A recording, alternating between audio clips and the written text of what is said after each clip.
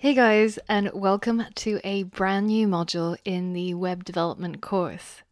Now, if you're wondering what to learn in 2022 and beyond, this is where this module comes in. So we want to make sure that we're always getting you at the bleeding edge of technology.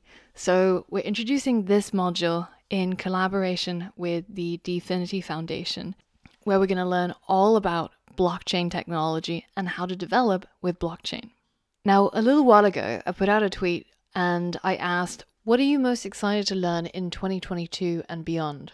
And this poll was answered by 2,834 people, and it was pretty staggering just how big Web3 and blockchain has become, and it came out on top with 44.6% of the votes as the technology that people are most excited to learn.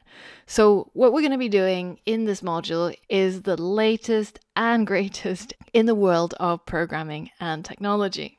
And if you're wondering why that is, well, this comes from a LinkedIn survey that showed that there was a 12x growth in the number of job opportunities offered for machine learning engineers, but the number of job opportunities for blockchain developers grew 33 times, which is absolutely massive. And part of this is because blockchain technology is growing at a rapid rate and they need more blockchain developers than ever, which means that the starting salary of somebody who is a junior blockchain developer is somewhere around $120,000 in the US. Which means if you're just starting out and you're wondering, should I become a web developer, a mobile app developer, or a data scientist, it's going to be pretty hard to beat this kind of starting salary if you become a blockchain developer, because they are just so hard and there's just not enough of them out there right now. So right now, as of the beginning of 2022, there is a massive amount of growth in the number of active blockchain developers or Web3 developers. And that trend is probably going to continue for the next 5 years. So what exactly is all of this? What exactly is Web3 anyways? Well, it's basically the new internet. If you were around in the late 1990s and you heard about all of this internet fever, what is the internet? How does it work? And why is everybody throwing loads of money at it? Well, that's kind of where we're at with Web3 right now. There is a massive amount of investment into Web3 technologies. And this is the moment where this technology is really taking off in a way that is really similar to the beginning of the internet age. But what exactly is it anyways? Well, Web 3.0 describes the third iteration or the third sort of stage of the web. Now, Web 1.0 was back in the 90s at the peak of the new internet, where we were browsing with Netscape and we were looking at these websites which were basically read-only, right? There was GeoCities, there was Yahoo, there was Ask Jeeves, and this really is going to become a test of your age. But in most of these websites, all you could do is read some information that somebody else put up, and that's about it. It was a read-only web.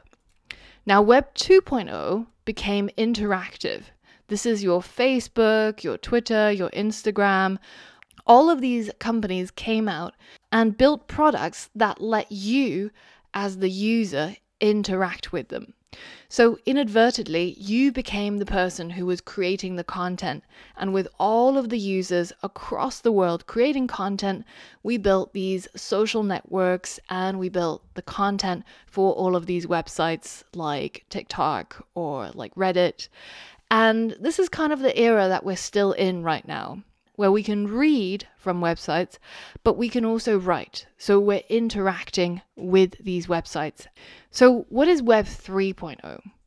Well, ever since 2018, people have started building websites and applications on the blockchain. And this is the dawn of Web 3.0. Now, you've probably already heard of Bitcoin and Ethereum and other cryptocurrencies, but we're not here to talk about Bitcoin or Ethereum or which cryptos to invest in. There's plenty of that. If you search for cryptocurrency on YouTube, you're going to get loads of people giving you dubious recommendations about what to buy, what to not buy. Now, if you think you can predict the future, then this is probably the path to go down. But as developers, we can control the future, so we don't have to predict it. Instead, we can build what Web3 will become. And you can take a look at some of these awesome things that have been built on Web3.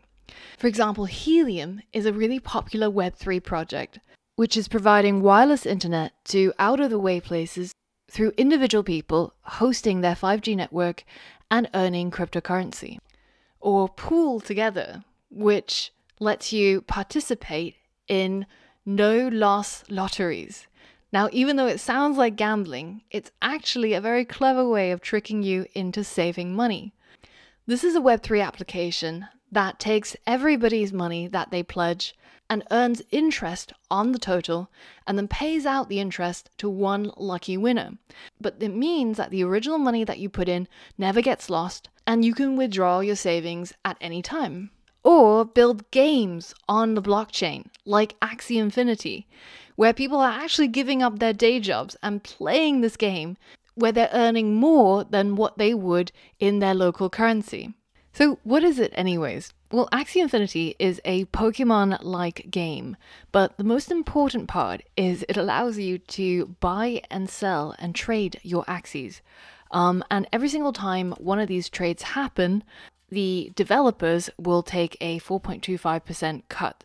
So if you look at the sales volumes just for the last 24 hours, there's already been almost 3 million worth of trades happening. So if we calculate that, so that's 3 million times 0.0425. So the developers have made somewhere around 127,000 in the last 24 hours, which is probably more than some mainstream AAA games. And this really is just the beginning of what we're seeing in Web3. The potential is huge, and this is one of the biggest opportunities in 2022 and beyond. And this is something that I'm so excited to teach you about, and we're going to learn about in the coming lessons of this module.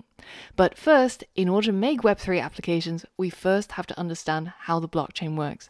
So for all of that and more, I'll see you on the next lesson.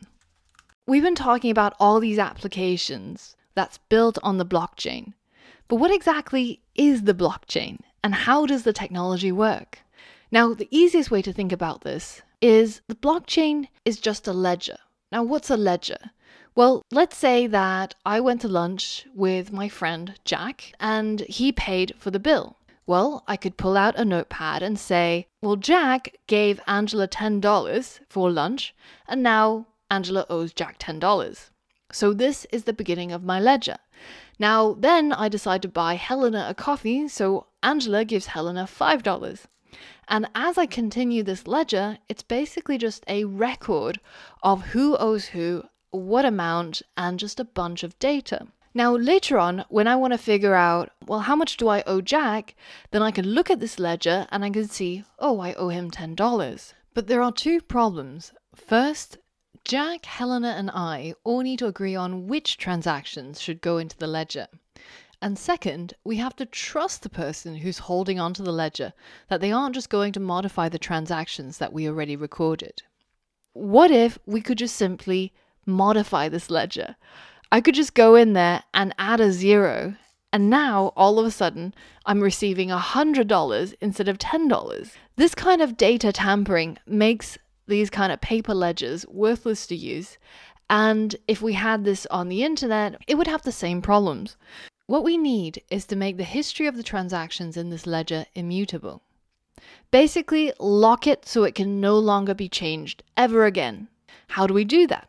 Well, we could do that with encryption. And the simplest version is the Caesar cipher. So when Julius Caesar wanted to communicate with his generals and wanted to make sure that the messages didn't get intercepted by a third party, he turned his message into a cipher. That means if somebody got hold of it, they wouldn't be able to work it out unless they knew how it was encrypted. And this was a very simple form of encryption. All it did was it shifted the letters in the message by a pre-specified number of characters. So maybe A becomes E and B becomes F, etc. Now, if you wanted to try out the Caesar cipher for yourself, you can take a look at this Caesar cipher demo, which I'll link to in the course resources. Now here you can enter some plain text, and if you click on encrypt, you can see that there's a shift amount. So what it's going to do is it's going to take each and every letter and shift it up by 4. So an E becomes an I, a L becomes a P, etc. But you can see from looking at the ciphertext that there is a pattern here, right? Because with the double L's, it's 2 P's, and then with the both of these U's in Julius, they both get encoded to Y. And if you knew which cipher was being used, you could just go through all of the shifts, from 1 to 26, and you'll eventually figure out how to decrypt this message. So if you click decrypt, you can see it goes back to hello Julius. Now, the only thing that you need to know is what that shift number is in order to figure out how to decrypt a message. So here they've got an example message, and if you try decrypt, you can see it's still not working, and you change the shift number from 1 to 2 to 3 until eventually you'll get to the right shift number and you'll figure out what the message is. Try it out yourself. The Caesar cipher is one means of encryption, but there are many, many different types of encryption. But what they all do is they take a message and you encrypt it and you can turn it into a cipher, which will be difficult to read for any normal human being, and you disguise the meaning of the message. Now, the key thing about encryption, though, is that you can actually go forwards and backwards, which means that you can take the same encryption. As long as you know the components of the encryption, you can decipher it and get the message back out. So this means on the other side, the Roman general will be able to read what Julius Caesar meant to send him by knowing which form of encryption was used. And this makes encryption a little bit less secure, because if there is a method to be able to back out the original data by decrypting the cipher, then your cipher could be broken, such as in the case of the famous encryption of the German Enigma in World War II. So if our ledger was secured using encryption, then there's always a way to decrypt it, which means we can still alter the ledger illicitly. So instead of using encryption, the blockchain actually uses something called hashing, which is very similar to encryption with a couple of notable differences. Now, what's hashing? Well, it's basically a mathematical formula that allows you to turn a message into a hash code by passing the message through the hash function. But unlike encryption, a hash is a bunch of mumbo jumbo, but if you use the same hash function, no matter what message you put in, you will always get an output with the same number of characters. So if you hashed 123, you might get this top result, and if you hashed ABC, you might get this bottom result, but they both have the same number of characters. So let's try out a hash algorithm ourselves. Now again, in the course resources, you'll see a link to this demo. And here we've got the SHA-256 hash algorithm, which is one of the most popular hash algorithms out there. And you can see here that you can type any sort of message into this box and it will formulate a hash. And it changes every single time you type anything. So you can type a space, it'll change it. You can type numbers, it'll change it. You can put the entire War and Peace into this message box and it will still generate a hash with 64 characters. And if you're interested, you can actually see below here for the source code of how the SHA-256 is implemented.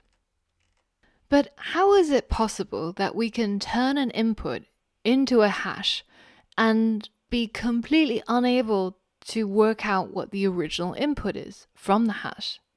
Well, a really simplified example of a hash function is working out the factors of a number. For example, 2 times 4 is 8, So 2 and 4 are the factors of 8, because I can divide 8 by 4 and it will cleanly divide, and I can divide 8 by 2 and it will also cleanly divide with no remainder. So going forwards is very easy. 2 times 4 is 8, super easy. Now, if I asked you to work out what are the factors of 8, which would be 1, 2, 4, and 8, that's a little bit more difficult. But what if I asked you to work out the factors of 57? Unless you already know what they are, you have to go through all the numbers. So it will be 57 divided by 2, 57 divided by 3. Now here you would find that 57's factors are 3 and 19, because it can be cleanly divided into 3 and into 19. But what if I asked you, are there any other ones? Well, you can't be sure unless you actually continued. So you could say 57 divided by 4, that doesn't cleanly divide because there's a remainder. Then you do 57 divided by 5, and so on and so forth. So essentially, when we're multiplying two numbers together, it's almost like creating the hash from the message. And then the final result that we get is the hash. But if you wanted to go from the hash to go back to the original message, you would have to brute force it. You would have to divide it by every single number from 1 to 57 to find out all of its factors, which for humans takes a lot of time and for computers takes a lot of energy and computing power, especially when you're dealing with very, very large numbers. You already saw how finding the factors of 57 was a lot more difficult than finding the factors of 8. Now, real-world cryptography uses numbers that are hundreds of digits long. For example, in 2019, it took researchers 900 years of computing power to find the factors of a number with 240 digits. So this is kind of the underlying basis of cryptography. Going forwards is very quick and easy, very easy to calculate, but going backwards is almost impossible using the current computation power that most people have access to. So how does this apply to blockchain anyways? Remember that our problem with the ledger was that we wanted to make sure that no one can change our history of transactions. Let me show you how the Bitcoin ledger solves this problem. Using what we know about one-way functions, we can now take our transaction data and create a hash. Some very clever people have figured out that you can encode a whole bunch of things and hash everything together. So, for example, I could write a message and I could write which date it was written on, so the 1st of January of 2023. And I could also say, I am the person who wrote it, my name is Angela. I could put all of these information together and it will create a hash for me. So this is essentially how a block in the blockchain is formed. We have a piece of data. So let's say Angela owes Jack $10. This is our piece of information. This is our piece of data that we want to encode into a block. Now, in order to add that into the block, we're going to have to generate a hash. And the hash becomes the identifier for this block. It's kind of like the fingerprint of this block. How can you know that this block is truly this block? Well, you could look at my fingerprint and it's probably different from yours because we are unique people. And you can look at this block and it'll probably be different from another block because it'll have a different hash. Now, in order for a block to be added to the blockchain, it has to satisfy some predetermined requirement. And this requirement could be, for example, that the hash has to start out with 3 zeros. Now, you can see that as I start typing, the hash keeps on changing. And sometimes you might see that we get, just purely by chance, a 0 to show up, or in this case, even better, 2 zeros to show up. But if we wanted a hash that has to begin with 3 zeros, then we're going to have to keep modifying our data, which is not what we want. We want our data to be clean. Or we can modify this thing which is known as the nonce. So the nonce is basically a number. So we can start from 1 and you can see the hash change because the nonce is being combined with the data to produce the hash. Now 1 produces a hash that starts with 4, so that doesn't work. Well, 2, we can try 3, we can try 4, we can try 5, and we can keep going through these numbers until we find a nonce that creates a hash that starts with a 0. But that's not enough for our block to be added to the chain. We need it to be 3 zeros to begin with. So you can continue changing this nonce to 7, to 8, to 9 until quite a while, trust me, I've tried it, to find a hash that begins with 3 zeros. Or you can simply use the computer and do that for you to brute force the nonce until it finds from 1 all the way up, increasing by 1 each time until it finds the right number that's going to create a hash with 3 zeros. And you can do that by simply clicking on the mine button in this website. It took 0.1 seconds for my browser to figure it out, and it figured out that 3,885 is the nonce that I need in order to encode this data to have a hash with 3 zeros to start with. So this makes this block valid, and you can see it turned green because it satisfies the requirements of the blockchain to have 3 zeros to begin with. Now, if I had a blockchain that had a little bit higher of a difficulty, well, I can change that to 4 zeros to start with, or 5 zeros to start with. So then it's going to have to iterate through all the nonces until it finds a number, when combined with this particular piece of data, will produce a hash with 5 zeros to start with. And you can see when I click mine, it's going to take a little bit longer, 0.6 seconds, before it finds the correct nonce, which happens to be 53,792. But the important thing is that nonce only works to produce this hash with 5 zeros for this piece of data. As soon as I alter this piece of data, let's say that Jack decided that I actually owed him a bit more money, and he goes in and sneakily alters this data, well, it's now become invalid because you can see the hash no longer starts with 5 zeros. And this tells me that this block has been modified and it is not valid data. So then what we're doing with our ledger is we're taking the data that we want to add into the ledger and we're putting it into each of these blocks by hashing the data with a nonce. So this is where the block in the blockchain comes from. But what about the chain part? So if we go to the next tab of this demo, you can see we've got a whole bunch of blocks here, 5 in total. And each of the blocks, in order to create the hash, it takes into account the hash of the previous block. This is how they're chained together.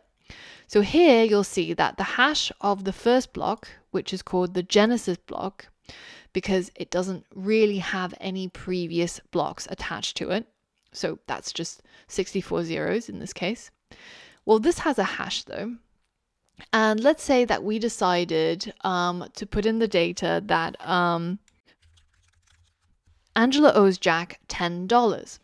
Now, in order for this block to be valid, it needs to have a nonce that combines the data with the previous hash value, which in this case is 0, to create a hash that starts with 5 zeros. So we can click mine and we can get our computer to work it out. There it's found the nonce 53792, and with this nonce and our data and the previous hash, all of these things combined creates a hash with 5 zeros to begin with. So this is now a valid block that's entered the chain. Now on the next block, let's say that I decide to give Jenny $5 and I want to record this into my blockchain ledger. There's my data. And now you can see this is going to be chained to the previous block because it's now got the previous block's hash in this section. And this plus this plus this is going to be combined to create this hash. When any of these things changes, so for example, if I change the data, if I change the nonce, And I can't, but if I did change the previous hash, it will also change the hash here. So these three things together create the hash.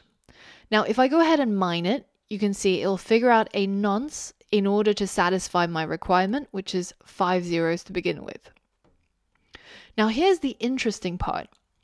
If I decide to go back in time and alter something in the ledger, so let's say that instead of me owing Jack $10, I decide to sneakily change it to Jack actually owes me $10, you can see what it's done is it's invalidated not only this block, it's turned it red because it doesn't start with a 0, it's also invalidated every subsequent block.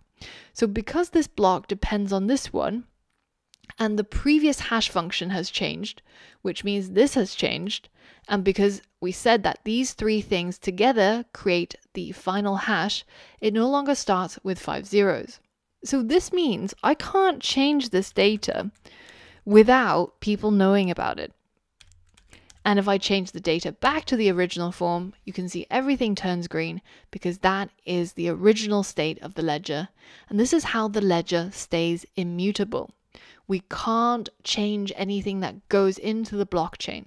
Otherwise, it's going to invalidate all of our hashes and it's no longer going to satisfy the requirements. So as you can imagine, if you had more data and you mine each piece of data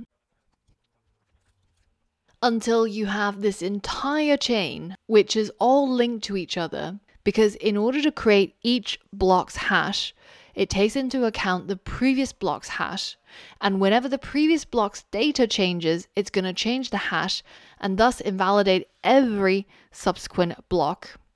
Then this is how we can have security in our blockchain. We now have a ledger where every single time you change anything in a previous block, it's going to invalidate every subsequent block. And in order to make it valid, we have to remine every single one of these blocks, which, depending on the difficulty level, I haven't even set it that high, is going to take a lot of time because we're going to have to go through each of them. And in reality, in chains like Bitcoin or Ethereum, it would literally be impossible with the current computation power to be able to go through each of the blocks and remine them. And you can see, even in this case, which is a very simple one, my Chrome is already telling me that it's hanging and it's not working and I should shut it down. So this is how we ensure the integrity of the blockchain. But blockchain actually goes even one step further in order to assure that the data that's stored is absolutely correct and has not been tampered with. And this is the distributed part of the blockchain. This goes back to the first problem that we talked about. How does Jack, Helena, and I all agree on what's in the ledger? So I'm going to make this a little bit easier on my computer and drop the requirement to only need 4 zeros. So you can see here I've got a distributed blockchain. So I've got 3 people with 3 computers, peer A, peer B, and peer C. And what happens is every time a new miner joins the blockchain, they're going to get a full copy of the blockchain. So this person's blockchain has the same data as this person's blockchain. And you can see, because if you look at the hash, they're all completely identical. So now what this means is that 3 people have the same blockchain that they hold. Now, if this first person, peer A, decides, oh, I'm going to be a little bit cheeky and I'm going to change the data in here, I'm going to say that, in this block, actually something else happened, then you can see that they've invalidated all of their subsequent blocks. Now, they could remine each of these blocks in order to make it valid again. Now, because I've set the difficulty quite low, that was relatively quick to do.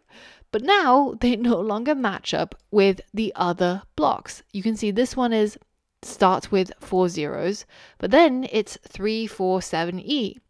But for the other 2, they've got A88F, A88F, and this is how the network can tell that this peer A has become a bad player. They're trying to mess with the system because their hashes don't match with anybody else's. So by distributing the blockchain on multiple computers, we now have another way of ensuring the integrity of our data to make sure that our data is absolutely correct and nobody has tampered with it. And this is where the power of blockchain really comes in, because we now have a distributed, trustless ledger. We don't have to trust anybody. We don't have to believe that, PayPal is storing my money and they are making sure that all the transactions are correct. Well, actually, we've got blockchain, which encodes all of these transactions. And because of the underlying technology, the distributed nature of it, the blockchain part, it means that we don't have to care who is storing these copies of the blockchain. We can trust in the technology, that our ledger is always going to be accurate and nobody is going to be able to tamper with it. Now, this is great, and this technology up to this point that we've described already allows us to have cryptocurrencies like Bitcoin. But the real cherry on top happened when Ethereum was conceptualized. Now, the real breakthrough here is they realized that not only can we store data inside each of these blocks, who owes who money or who has how much money, we can create what's called smart contracts by storing code into the blocks. So back in our blockchain demo, we could have code. For example, if we were running a Kickstarter or a crowdfunding type of Web3 decentralized application, then we could have the code that says, well, if the total amount was greater than, I don't know, whatever goal they set, so maybe $5,000, well, then in that case, this code is going to execute and we're going to transfer the money. So let's say Angela has an account and it's going to get these $5,000. We're going to increase Angela's account by 5,000. So this code then gets put into the block, which is going to create our hash, which means that it can never be changed again. And then a user can come along and execute this code, and the resulting transaction where Angela gets $5,000 will get saved onto the Ethereum blockchain. So now, instead of having a crowdfunding company like Kickstarter, who's going to escrow the funds or who's going to make sure that, the money, once the goal is hit, gets transferred to the project owner, well, we've actually got all of that encapsulated in a few lines of code. So when somebody decides to raise some money and they happen to reach their goal, then our code from the block gets activated automatically and transfers the money to the recipient. And this is where the real mind-blowing part of blockchain comes in. And that is exactly what we're going to learn in this module: how to create these decentralized applications and getting our apps to do things automatically based on the code that's stored on the blockchain.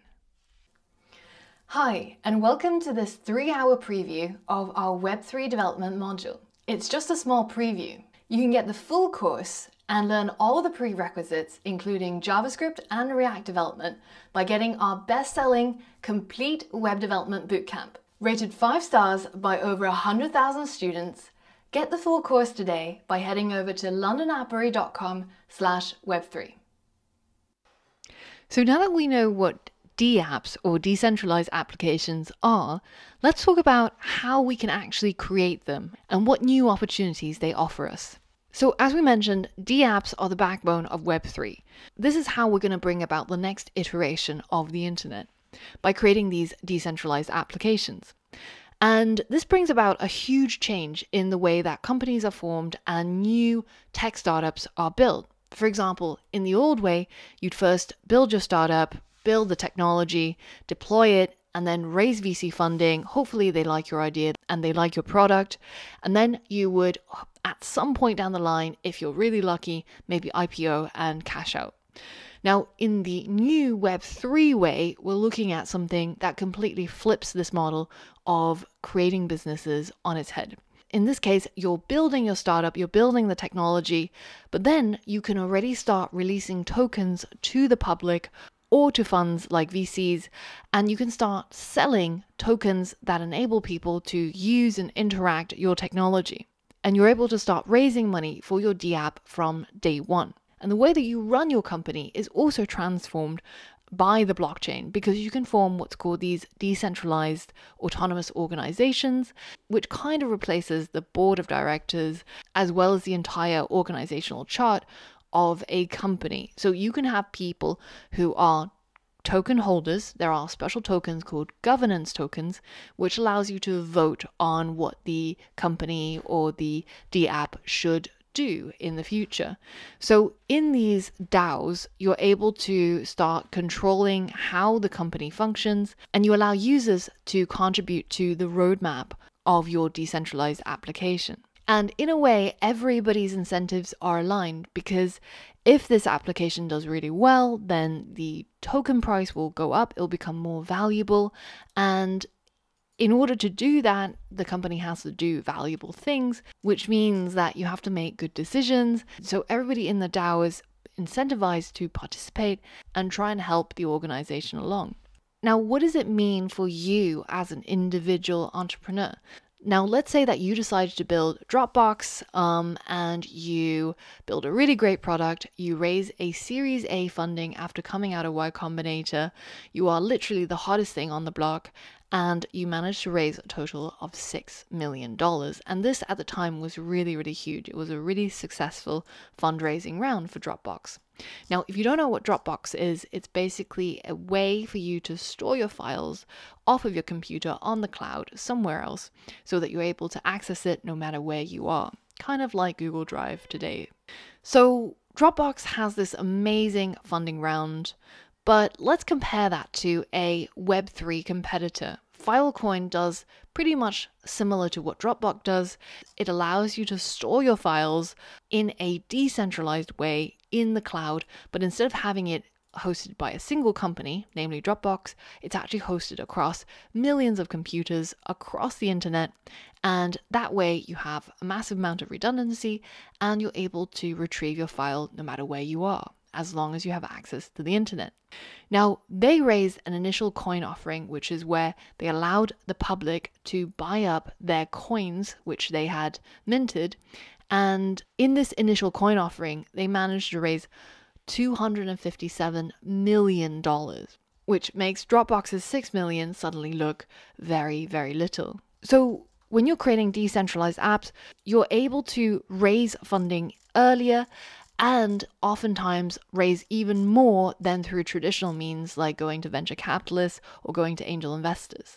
And the future of decentralized applications is really exciting. Anything you can imagine that revolves around a trustless system that is decentralized, that allows both the users as well as the creators to benefit, can be achieved. So, for example, instead of having Uber drivers being ripped off by Uber, you could have user and driver owned version of Uber, where everybody who is driving for the company or using the company to get around is able to get access to the tokens, to govern, to determine how the company should be run, and also effectively own shares in that company once it gets more and more successful. You could also realize crazy ideas, like you could have racing games on the internet and everybody puts in, maybe $1 in order to participate in the game. And then at the end of the game, you have cash prizes going towards those who have won in the game.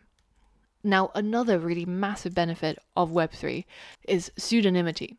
This idea that you can be identified by a handle or by a username, where you can have your privacy. You don't have to reveal your real name or your address or where you live, but you can create things that benefit other people and be recognized and rewarded by your pseudonym. And this is a great equalizer because it means it doesn't matter who you are, what race you are, what gender you are, how old you are, you're able to be recognized for what you do rather than who you are.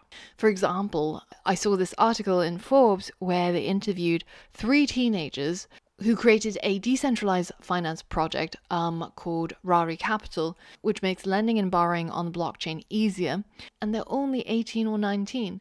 Imagine trying to get VC funding when you're only 18 and you haven't even gone to university.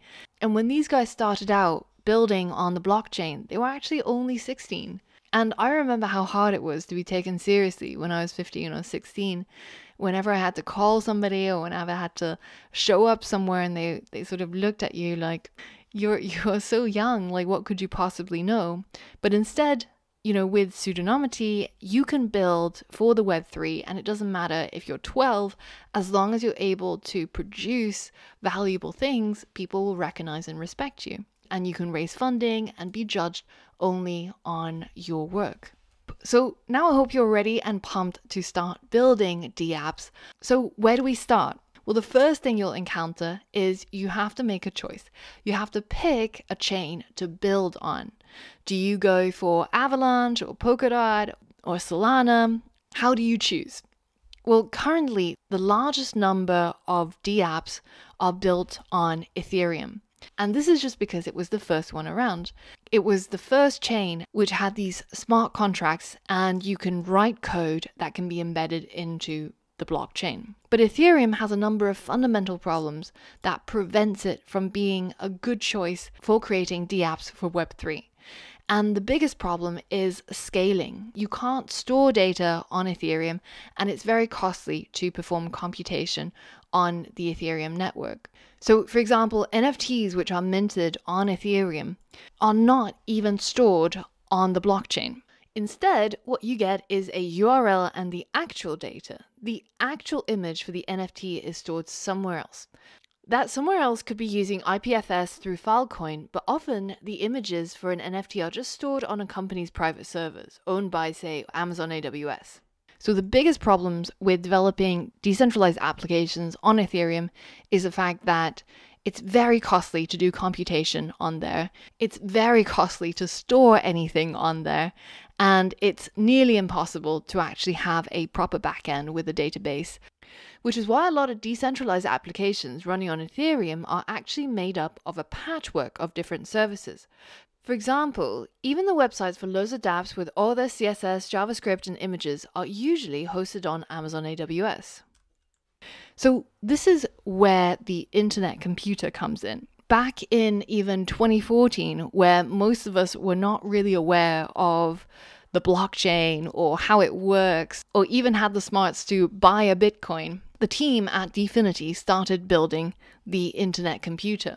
And the idea is to build a scalable cloud computer that runs on a blockchain. So it has all of the benefits of a trustless, decentralized system, but also it allows you to perform fast computations, store data directly on the blockchain, and to be able to create fully fledged applications on-chain. So this is what we're going to be working with in this module to create decentralized applications. And in the next lesson, I'm going to talk a bit more about how it works and how we can get started building decentralized apps on it. So what exactly is the internet computer, and how can we build dApps using the internet computer? So the goal of the internet computer is to reach blockchain singularity. The idea is to have a powerful, secure blockchain that's capable of running the entire base layer of the web. So everything from hosting, storage, services, basically everything in one secure protocol.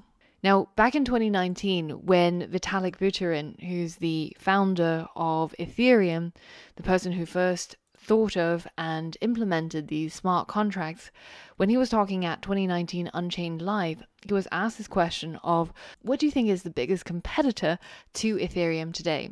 And his answer was Definity's internet computer. And a part of the reason for that is because today's decentralized applications are only partially decentralized.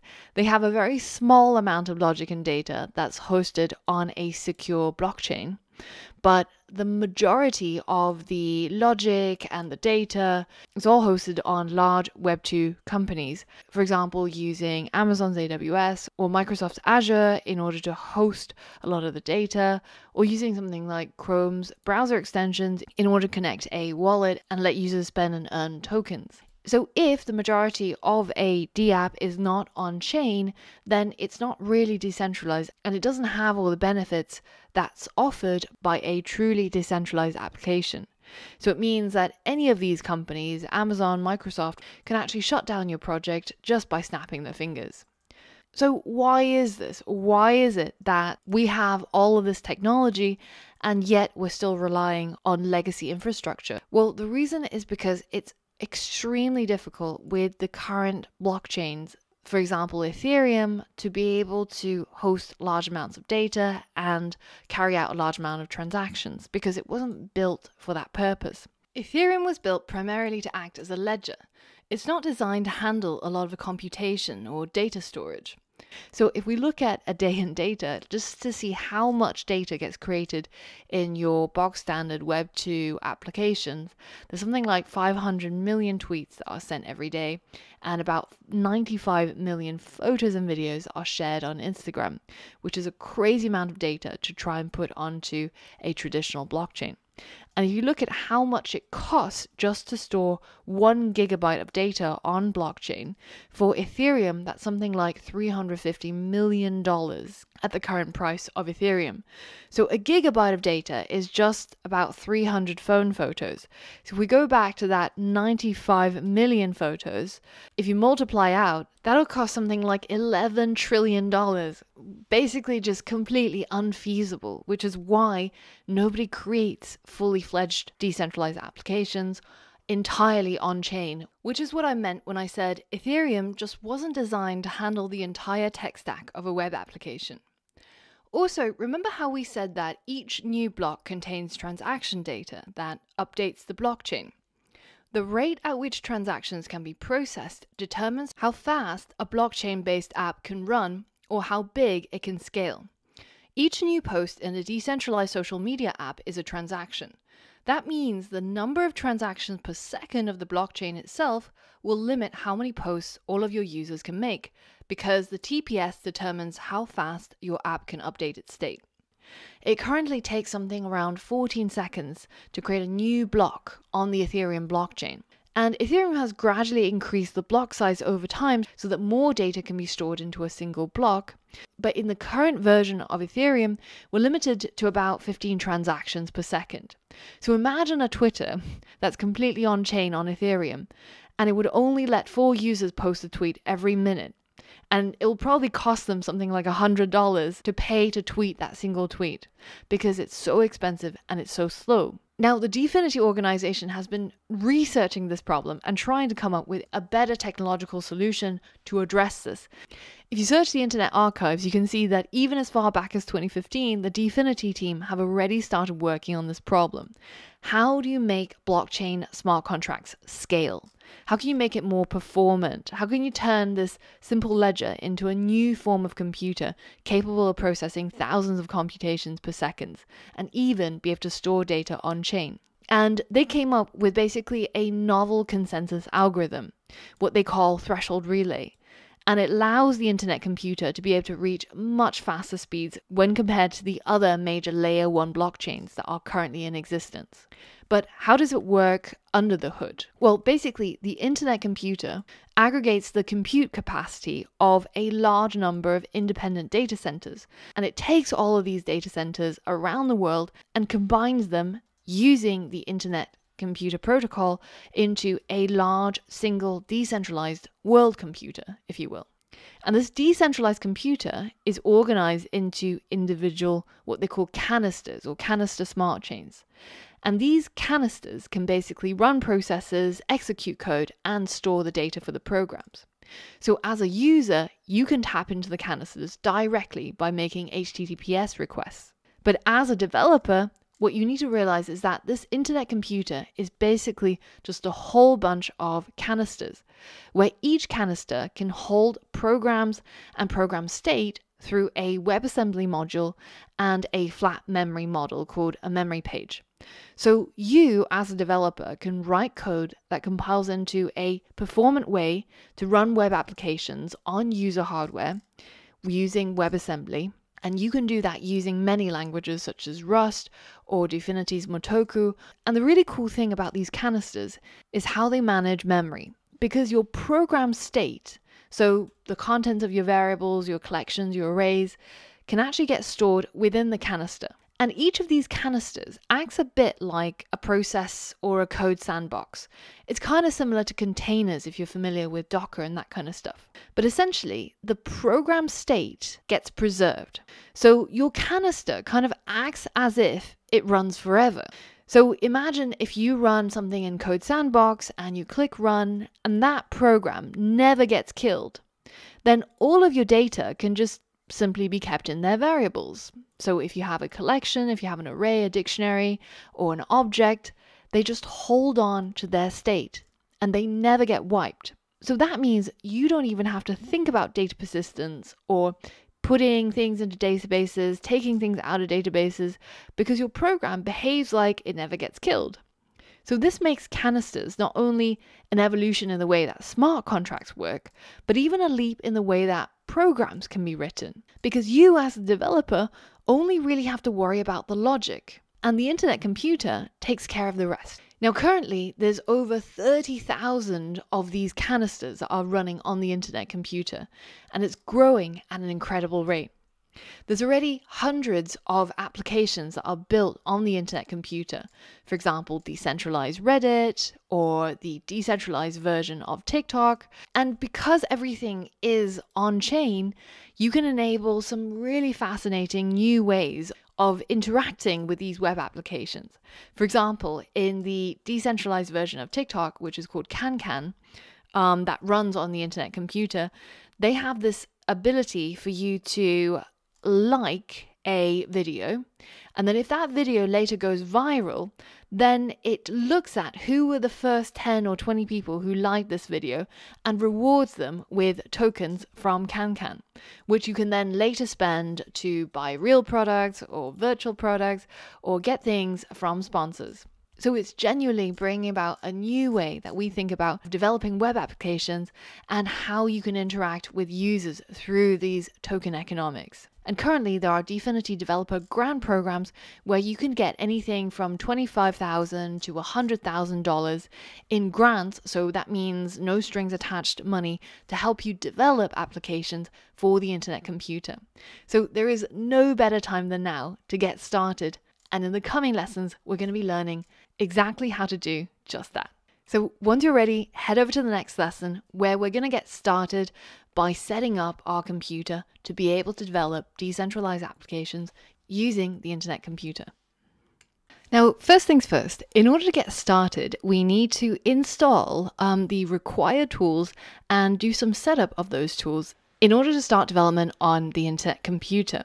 Now, I've listed all of these steps together for you in a handy Google Doc. And if you look inside this current Udemy lesson, you'll see a link to this published on the internet so you can follow along with me step by step. There's a couple of things that you need to copy and paste, so I really recommend using it. If you are a Windows user, then you can skip this video and head over to the next one where I've got all the instructions specifically for Windows. Now, the first step you should already have done, which is to install Node. We covered Node extensively in this course, and in all likelihood, you probably already have it installed.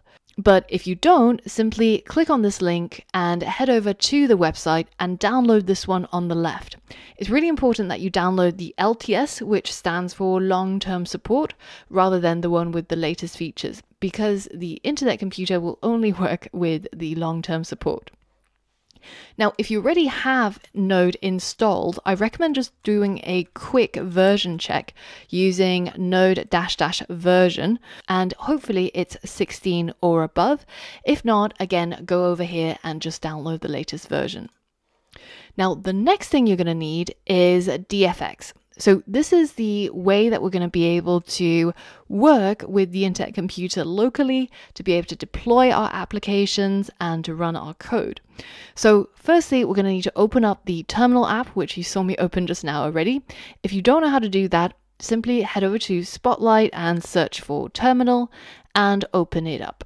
Now we're going to copy this command wholesale as it is, and be careful that you don't drop any of these double quotes at the end or anything. Just select it in its entirety. And then I want you to paste this as an entire line into your terminal and hit enter.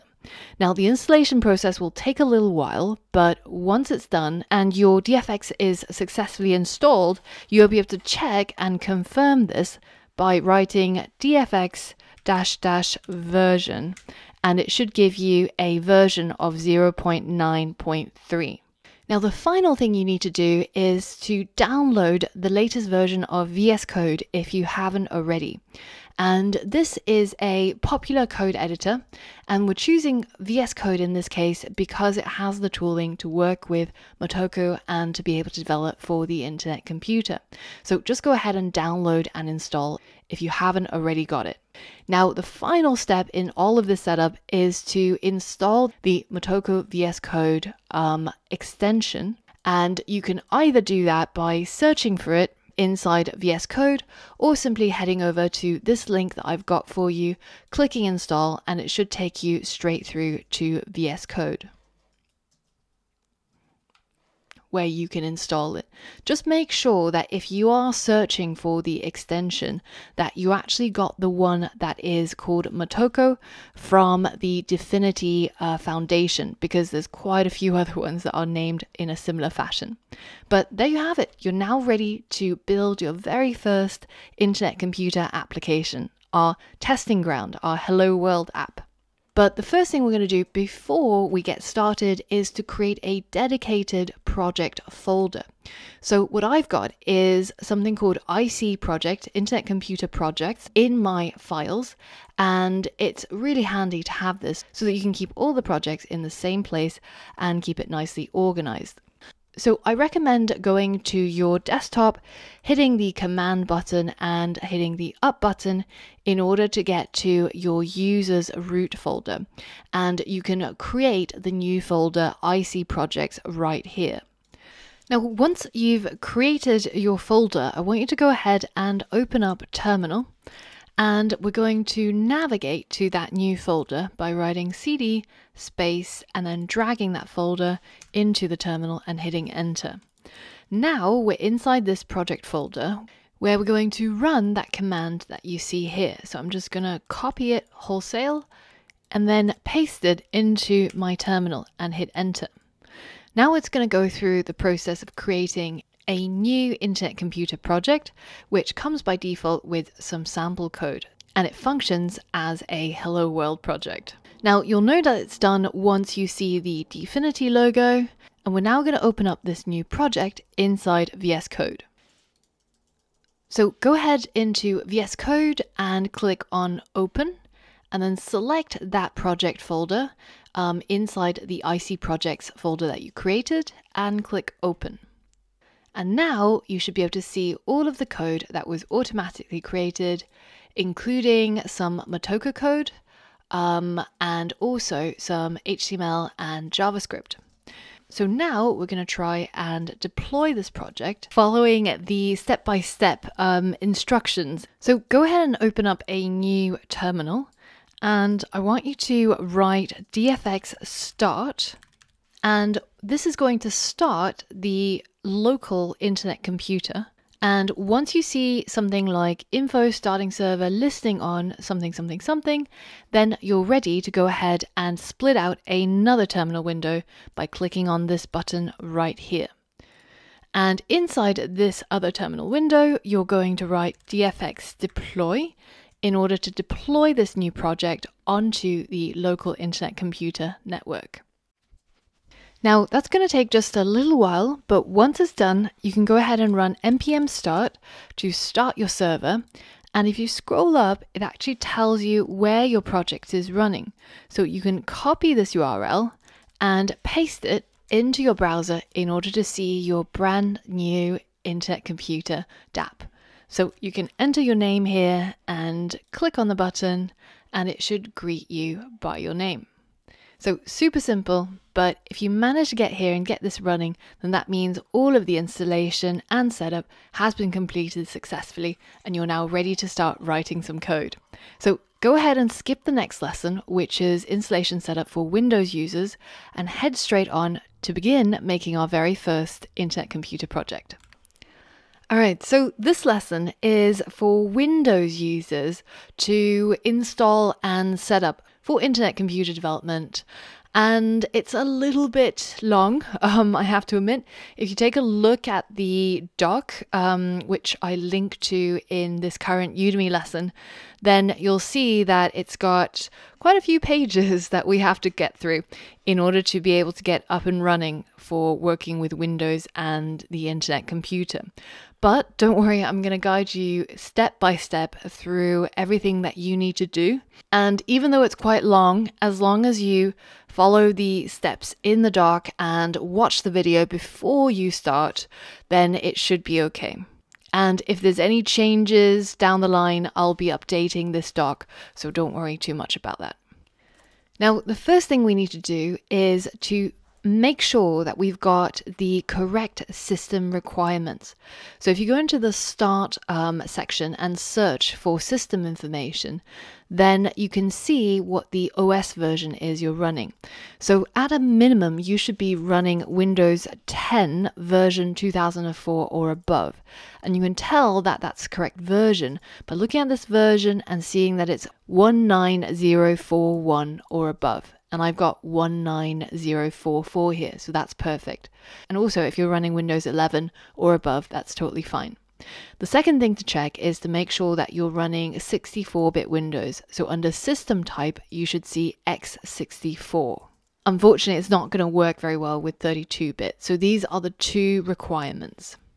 Next, you're going to go and search for PowerShell and make sure that you open it as an administrator. This is really important. We're going to copy this line from the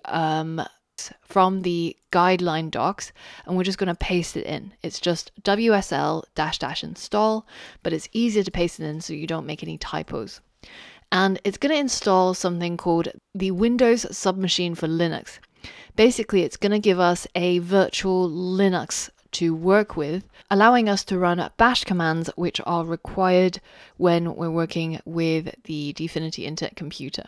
So this is going to take a little while to run, but once it's done, it'll tell you the request operation is successful, but you have to restart your machine for it to take effect. So go ahead and restart your computer. And once it has restarted and launched again, it should automatically bring up this pane where you need to set up a username and password for working with Ubuntu. So go ahead and enter those pieces of information. But remember, when you type your password, it's not going to show up on screen. So just be sure you know what you're typing and maybe keep it simple as well, because we're going to be using this password very, very shortly when we're installing other components. Now, once that's complete, go ahead and open up Windows PowerShell as the administrator again, and I want you to run the command that you see in the installation guide. And this basically just checks to make sure that WSL was correctly installed. As long as you see Ubuntu version 2 listed here, you're ready to go to the next step, which is to install Visual Studio Code. So head over to the link that I've got for you in the installation guide. And once you're there, you should be able to download the latest stable version of VS Code. And then we can go ahead and click on the download to install it. Now, go through the installation wizard, accepting the agreement, choosing all of the defaults, and make sure that you add a desktop icon so we can access Visual Studio Code quickly. Now, once the installation has completed, it will automatically launch. And what we're going to do is we're going to install some required extensions to VS Code. So head over to the installation guide and copy the first link for the Motoko extension and paste it into the browser. And if you click on install in your browser, then it should be able to bring up Visual Studio Code and allow you to open that link inside VS Code. Now the reason is because there's quite a few extensions called Motoko, but we want the one that's from the Dfinity Foundation. And then we're going to install our remote WSL, which is going to allow us to use the terminal inside VS Code and tap into that WSL that we installed earlier on.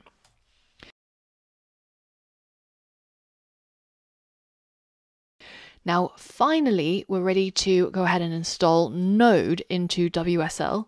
So this means that even if you have installed Node before on your Windows computer, you have to do this again just so that we can work with WSL and Node and Dfinity and everything else.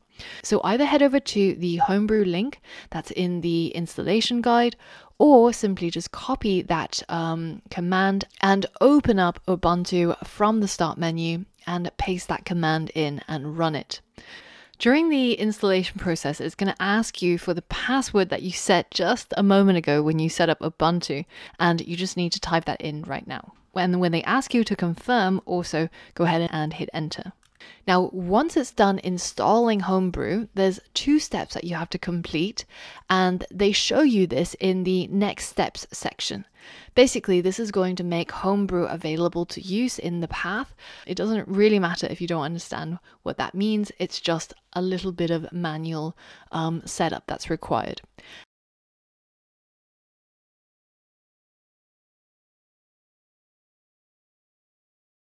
And finally, add that part that's underneath the install Homebrew dependencies. Enter your password and type Y when they ask you to, and let it go through the full installation process. Now, once you see that $sign again, that means it's all done. And we can now check and make sure by typing in brew -- version. And if you see Homebrew followed by some sort of version number, then that means everything was successful. Now finally, we're going to use Homebrew to install Node version 16. This is the latest stable version, and this is the version that will work with the internet computer. So it's really important that you follow this command. Now, if you get this error that I've got, Node 16 is keg only, which means it was not symlinked. This is because you have another Node version installed on your computer. And all you have to do is simply type brew link node at 16 in order to link to this version that we just installed. And now you can type node -- version, and as long as you get a version that starts with 16, then you are ready to roll. Now, finally, we're ready to install DFX. So go ahead and copy that line of code that you see on the installation guide and paste it into the Ubuntu command line. Now it's going to take a little while to fetch DFX, which is the package that's going to allow us to work with the internet computer locally. Once it has installed, then it's going to tell you where it was installed, and we have to manually set up the path to point to that location. So in the installation guide, I've got this stub for you, which I want you to paste into Notepad and replace the part which says replace with your installation path with the installation path you got from the DFX install. So copy that, paste that in there, make sure there's no space between the colon and the first // copy that entire command, paste it back into Ubuntu, hit enter to run that command. And now if you copy that line where it says echo and then a bunch of symbols, you should be able to see that your DFX location was added to your path, like I've got here. Now finally, run dfx -- version and you should see dfx 0.93, and if you do, then that means dfx was successfully installed and you're ready to finally get started by creating your first internet computer application. So open up VS Code and click on that little green icon to the bottom left and select New WSL window. Now, once you've done that, you can close down the previous window if you want, but make sure that the window that you're working with says WSL:/Ubuntu, and if you hover over it, it should say running in Ubuntu. Now go ahead and open up Ubuntu from the start menu again, and we're going to create a directory called IC projects. So you can either paste this command in from the installation instructions, or you can type it out. But we're basically creating this folder called IC projects inside our main user folder. And then we're going to cd or change directory into that newly created folder. And inside that folder where we're going to be creating all of our Internet Computer projects, I want you to go ahead and type the command dfx new hello. And this is going to build us our sample Internet Computer application called hello, and leave it in the background to do its thing. And once it's built, you'll see the Dfinity logo show up, and we can see where our folders and files are by using the command that you can again copy from the installation instructions, but it's explorer.exe space dot. And you can see our hello folder with all of the template files that DFX created. And we can now go back to VS Code and select open folder, select the IC project /hello, and it should now open up our project in VS Code. Now, if you take a look inside the source folder, you'll see all the source files for this project. And we've got our main.mo, which is our Motoko file. But at the moment, it doesn't actually have any syntax highlighting, which is what our Motoko extension is supposed to do. So if you head over to the extensions tab, you can see this extension is currently disabled. And I want you to click on that button where it says install in WSL Ubuntu so that we can make it actually available in our WSL remote. Now, finally, we can head back to our main.motoko and you should see all the syntax highlighting. Now, there's also some HTML files and JS files, but we're now ready to deploy.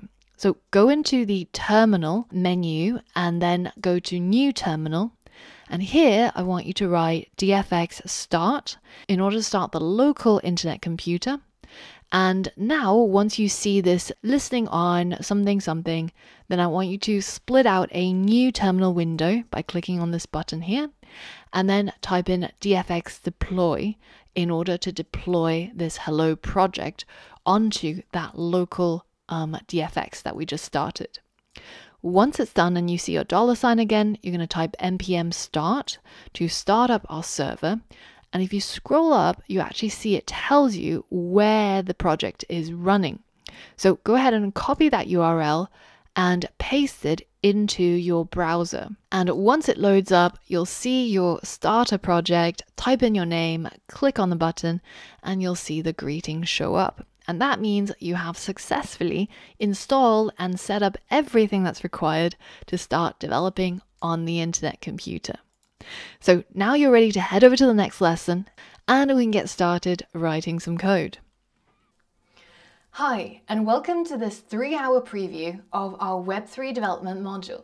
It's just a small preview. You can get the full course and learn all the prerequisites, including JavaScript and React development, by getting our best-selling Complete Web Development Bootcamp. Rated 5 stars by over 100,000 students, get the full course today by heading over to londonappary.com/web3. All right, we're going to get started by building our first DeFi, or Decentralized Finance app. And in the process, we're going to learn how to program for the Internet Computer using the Motoko language. The project that we're going to be building is somewhat inspired by the Compound protocol, which is what's called a money market protocol. Basically, Compound allows people to lend and borrow their tokens. So, for example, people can supply their Ether and earn a little bit of interest on it. Or people can borrow a token, say the Chainlink token, and bet that the token's price will have gone down by the time they repay their loan. Essentially, Compound will collect the interest paid by the borrowers and pay out that interest to the lenders of that token, while also taking a small fee for the service. So for our first project, we're going to write the code to earn interest on a token balance in Motoko. So what is Motoko? Nope, we're not talking about Ghost in the Shell here. We're actually talking about a programming language that was designed and created by the Dfinity team, led by Andreas Rosberg, who was one of the original co-creators of WebAssembly. Motoko was designed to be a modern general-purpose programming language, and it's a language that you can use specifically to create internet-computer smart contracts. And as we start using it, you'll notice that there's a lot of similarities to other programming languages that you might already know. For example, JavaScript or Swift or TypeScript or C# or Java. And as we start building more applications using Motoko, you can see that it's pretty easy to switch over from whichever programming language you've learned before. And hey, as programmers, there's constantly new programming languages, new programming paradigms that we have to pick up on, and it's a great exercise in your programmer flexibility to be able to learn new languages quickly and adapt to them. Once you're ready, head over to the next lesson and we're going to get started learning all about Motoko and how to build our very own decentralized application on ICP. Now, the first thing we have to do to get started developing for the internet computer is we're going to have to create a new project. So we're going to cd into where we want to develop. So in my case, it's called IC projects, which is on my root folder. And if you're not familiar with how to work with the terminal, be sure to take a look at the previous lessons where we talked about this. I'm not going to go into too much more detail, but I'll tell you what every single line I write actually does. So in this case, we are cding or changing directory into this particular directory, which I have on my computer called IC-projects. And in the previous setup stages, you should have also created this folder, so you should be able to navigate to it. Once we've done that, we are now inside IC projects, and here is where we're going to create our new internet computer project. So the commands are dfx using the dfx SDK, and then we're going to say new to create a new project, and we're going to give our project a name, which I'm going to call DBANK. Hit enter, and the SDK is going to do all of the behind the scenes stuff, setting up all of the required files and folders, and we're just going to have to let this progress bar run its course. And depending on the speed of your computer, this can take anywhere between 2 to 5 minutes. So grab a cup of tea and then let's get back once it's done. Brilliant. Mine is now complete. You'll see the Dfinity logo show up, and you can see that it is now ready to start. And we can cd into this new project, which I called DBANK. And inside DBANK, we can take a look at the files and folders that have been created. There's a README, there's a Git, which we can already start using. There is, most importantly, the source folder, which is where we're going to write all of our code. And also there's a bunch of node modules and other configuration files, which we don't have to worry too much about. Now, I don't want to look at this project just inside the command line. I want to open it up inside my code editor, which happens at the moment to be VS Code. So I'm going to go into code, and I'm going to hit open, and then I'm going to find my project folder, select it, and click open. So now I have my VS Code opened up with my DBANK project. And if we take a look inside the source code, you can see there is a main.mo, which is the Motoko file that we're going to be working with. You can see that there's some pre-existing code that's already in here, which we're going to promptly hit delete on because we're going to be writing everything from scratch so that we can learn what each line does. Once we're here, we're staring at this blank file. The first thing we're going to do is we're going to create the class which is going to hold our canister. In Motoko language, this is called an actor. So we're going to write the keyword actor, and then we're going to give this class a name. In my case, I'm just going to call it the DBANK or Decentralized Bank, and then I'm going to open up a set of brackets, and just with those few lines, we've already created a new canister. Inside this, we can use pretty much all the code that we already know. So I'm going to create a new variable that's going to hold the current value of how much money basically is inside this bank. Let's say we start out with $300, right? And every line has to be capped off with a semicolon, just like in JavaScript. And we've got the var keyword to create the variable. We've given the variable a name. The naming convention in Motoko is to use lower camel cases for constants and variables, basically anything that is dynamic and can change, and to use upper camel case for actor names, module names, type names, basically things that usually stay static. And if you want to read more about this, then I'll link to the language guide for Motoko, and you can take a look through this document for how they want you to lay out your code. For example, 2 spaces per indentation, or how to lay out and space your code, etc. This probably won't affect how your code runs, but it's usually a good idea when you're getting up and running with a new language to just read through the language style guide. There we have it. We've created our first variable, and now we've basically said inside our DBANK, we have $300 in total as the current value held. Now, a variable in Motoko works similarly to variables that we've seen before. It's basically a container that can store pieces of data. So in this case, we've got the number 300 stored inside. And because it's variable, then it can also vary, so we can change its value.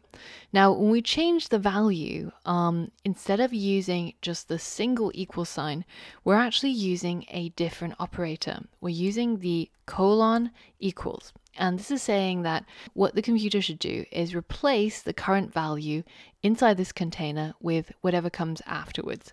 So if I put 100 in here, and close it off with my semicolon, then at the point where the code runs to here, it would have already created a variable called current value, given it 300 as the assignment, and then later changed it to 100. So if I was able to inspect the code at this point on line 4, current value would be equal to 100. So how can we inspect and how can we debug our code? It's quite important to be able to get something like print or console log going. If we search on the documentation, you'll find a module called debug, which exists in the Motoko base library. And here we can find our print function, which is going to emit text. So it's going to output text, basically, which is going to go into the terminal when we are doing local development. In order to use it, we first have to import that module. So we write the import keyword and then the name of the class. And then we add double quotes, and inside we're going to say mo for Motoko, colon base for the base library, and then / the debug module. Now we can use it right here. I'm going to say debug dot, and then I'm going to use that function called print. Now print, as you note in the documentation, allows us to put text into the function, and text is going to come out into the terminal. Let me just test this by writing hello to begin with. And in order for our code to run, we of course have to deploy our canister. The 2-step process, as we saw before when we did all our setup, is first we set up a terminal and we say dfx start, and you can see that our local environment is now up and running on localhost 8000. At this stage we have to add another terminal, so we can't do it within this one. We don't want to stop this process. And here, making sure that you're inside the DBANK project, we're going to say dfx deploy to deploy our canister onto this simulated internet computer blockchain. Let's go ahead and hit deploy.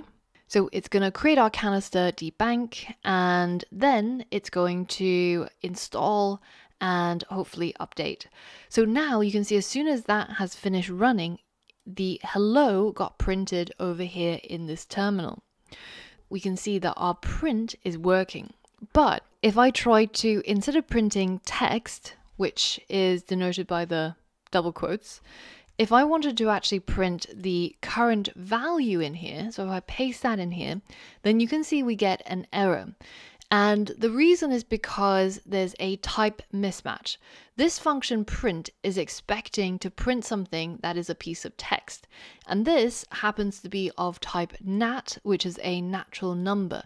It basically holds any positive number.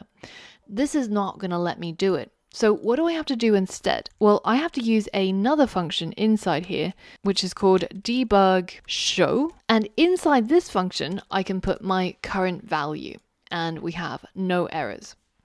Now, if I go ahead and run dfx deploy again in the terminal that's not running the internet computer, then you'll see as soon as it builds, it will show my output, and it shows that the current value is currently equal at this point to 100.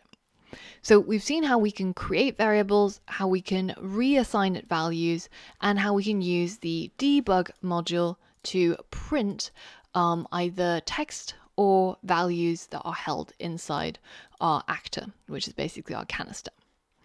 In addition to var, there's also something called a let. A var is the keyword that's going to create a variable, and we're very familiar with that. Now, a let is similar to the constants that we have in JavaScript. You should use it whenever you want to create a variable that will hold data that will never change. Let's say that we had an ID number, right? Like, I'm just going to make up some sort of number. Let's say that this was the ID of our canister. When we create something with let, it means that the data inside it, we're not planning on changing it later on. If later on I decided that I wanted to reassign the value that's held inside this constant ID, similar to the way that I did it with current value, so with the colon and then the equal sign, you can see that this is not going to work because this is a constant. It's immutable, so you can't change what's held inside it.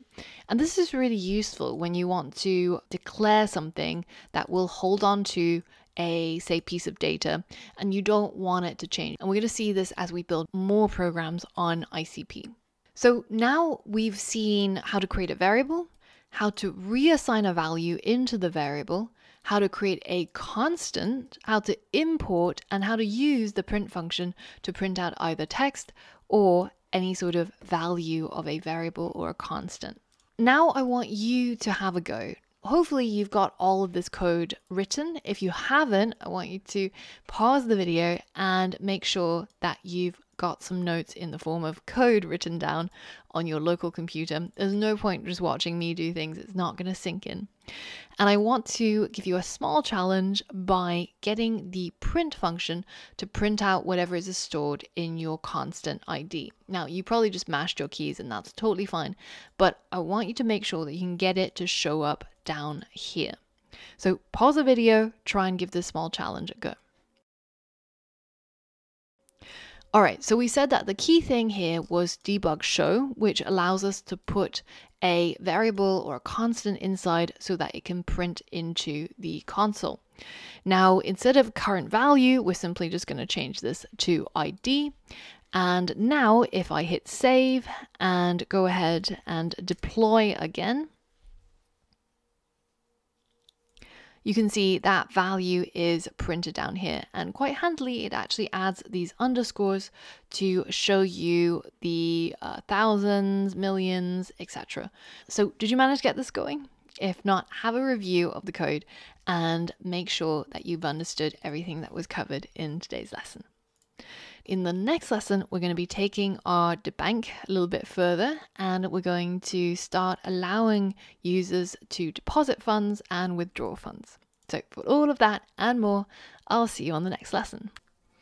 Hi, and welcome to this 3-hour preview of our Web3 development module. It's just a small preview. You can get the full course and learn all the prerequisites, including JavaScript and React development, by getting our best-selling Complete Web Development Bootcamp. Rated 5 stars by over 100,000 students, get the full course today by heading over to londonappery.com/web3.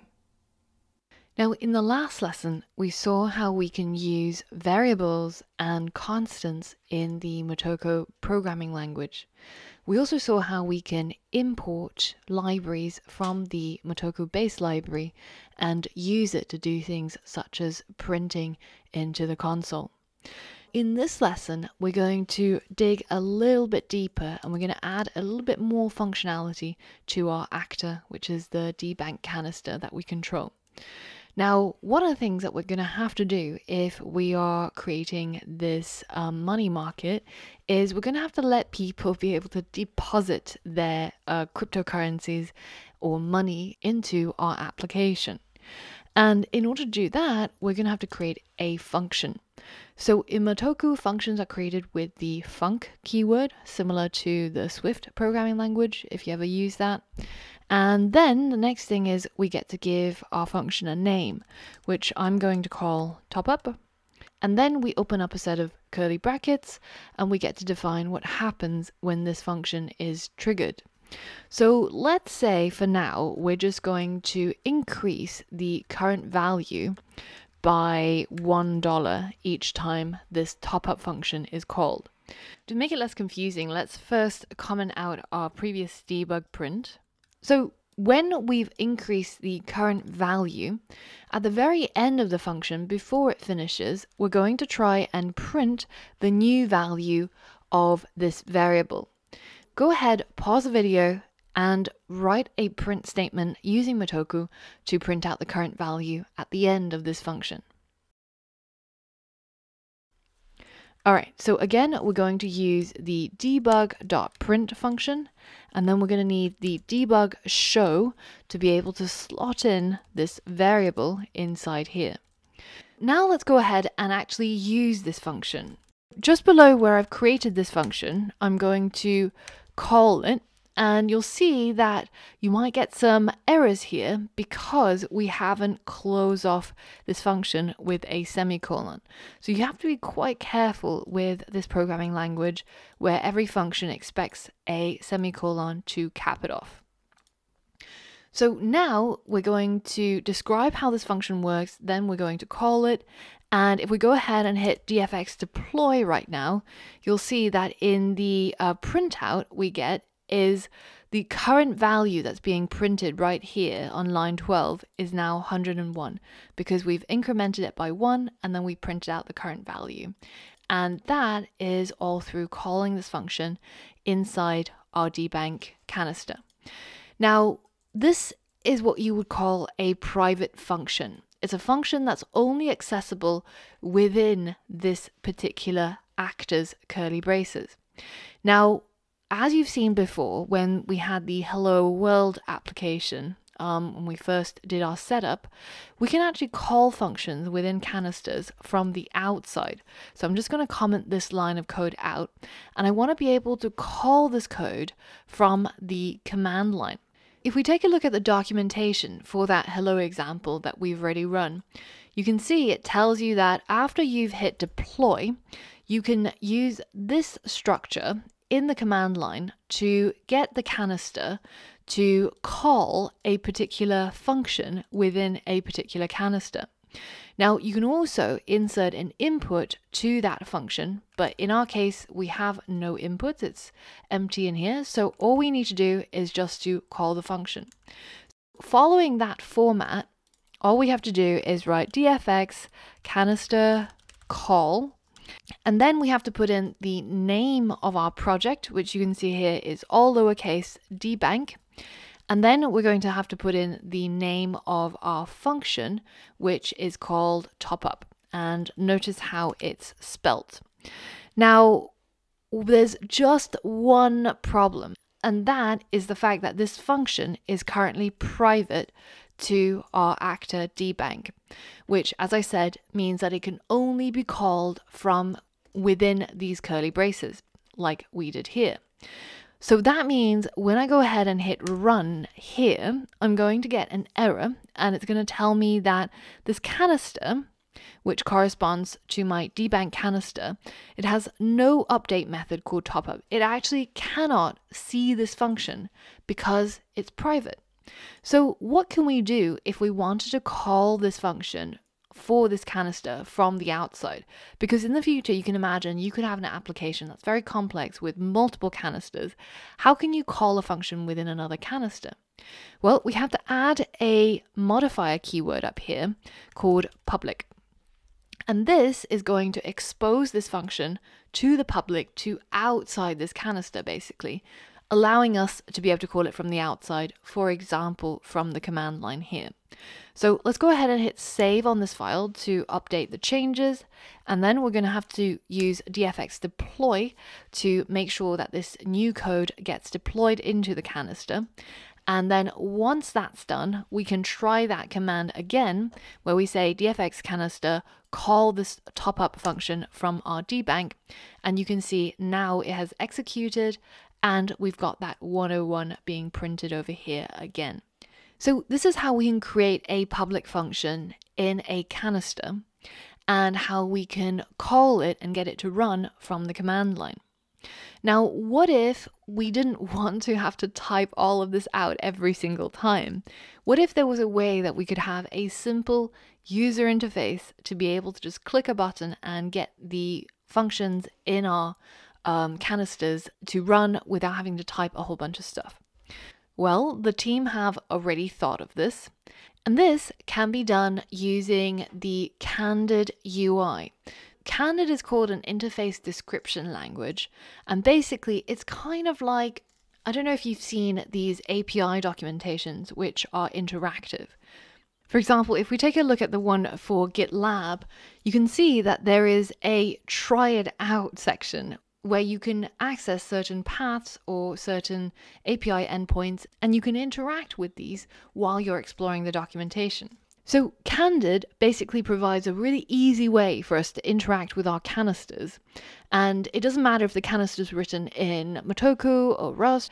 Basically, instead of using our dfx command line, we can actually use Candid, specify input arguments, or get it to generate random input arguments, or display return values from our canister methods. And that means we can actually get a UI to interact with instead of having to work with the command line all the time. Let's try it out for our basic new program. So the first thing we have to do is we have to get the canister ID for this interface. You can either go ahead and copy this code here from this link, which I'll provide in the course resources, or alternatively, it's just simply dfx canister ID, and then this is 2 underscores candid with a capital C underscore UI.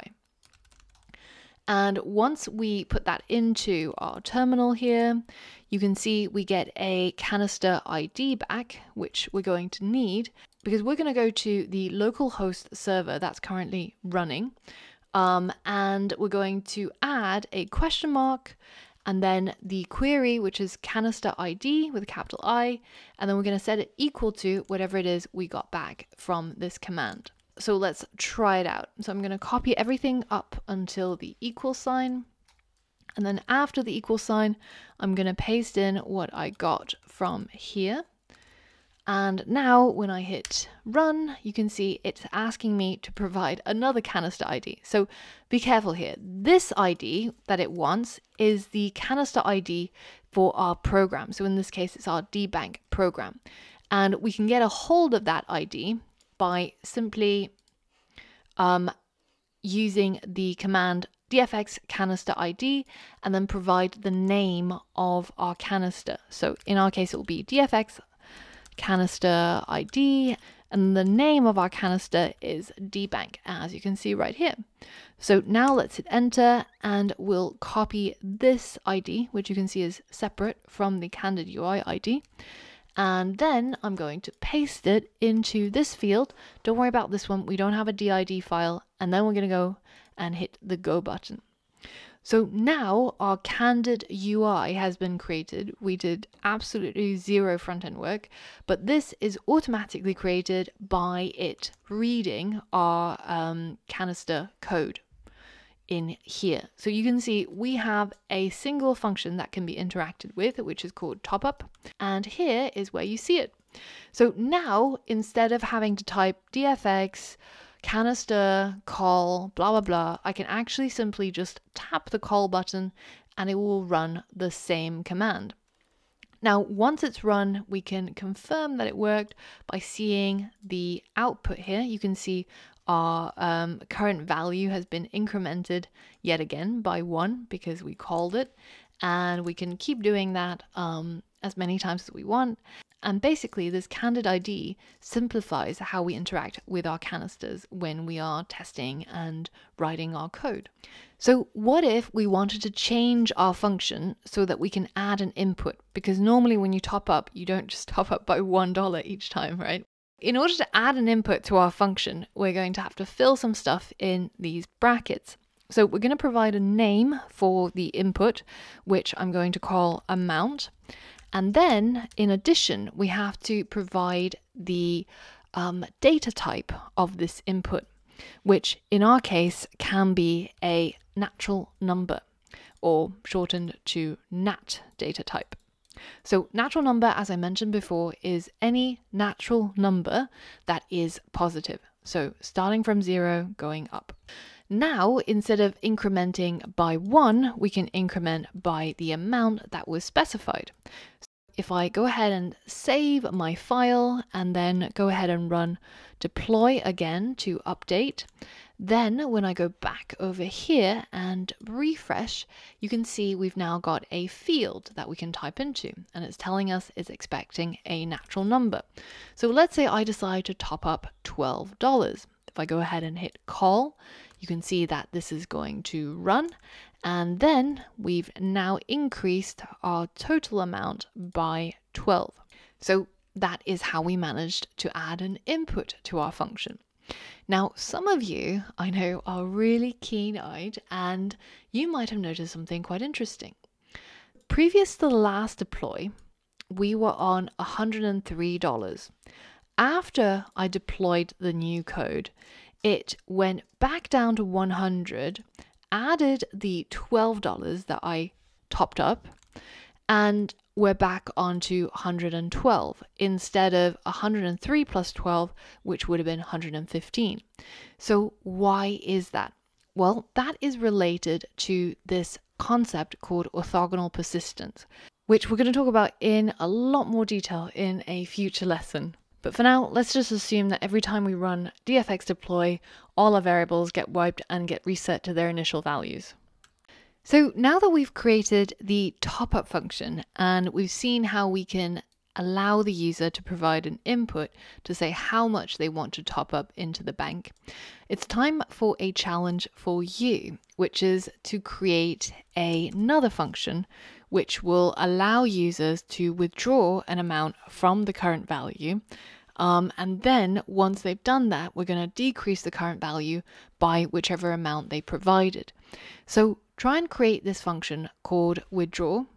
And again, this function requires an input, and then the function is going to decrease the current value by whatever amount is specified. And finally, make sure that you actually print out the final value of current value. So pause the video here and see if you can create this function. Once you're done, run the code and test it out on Candid UI. And then afterwards, we're going to run through the solution together. So pause the video now. All right, so again, because we need to access this function from the command line and from Candid UI, we're going to make it a public function, and then we're going to call it withdraw, and then we're going to provide an input, which again I'll call amount, and it will again be a natural number, so a positive number that we're going to withdraw from our bank. And simply we're just going to do the opposite. So the current value we're going to minus equal, so decrement the current value by the amount that was specified. And then finally we're going to debug print the current value after the decrement has happened. So if this is what you've done, then great. Let's go ahead and hit save to save our code, and then we're going to run dfx deploy to update our canister with the latest code. And if we go back to our Candid UI and hit refresh, then you can see we've got our new function showing up here, our withdraw function. And if I go ahead and specify an amount, say $10 to withdraw from the bank, hit call, and then go back over here, you can see it's now decreased from 100, which is the current value, by 10, which is what I specified, and now it's on 90. So there you have it. We've got a withdrawal function, we've got a top-up function, and we're able to see these functions and interact with them using our Candid UI user interface on the front end. Now, there's just a couple of bugs that we've still got to iron out.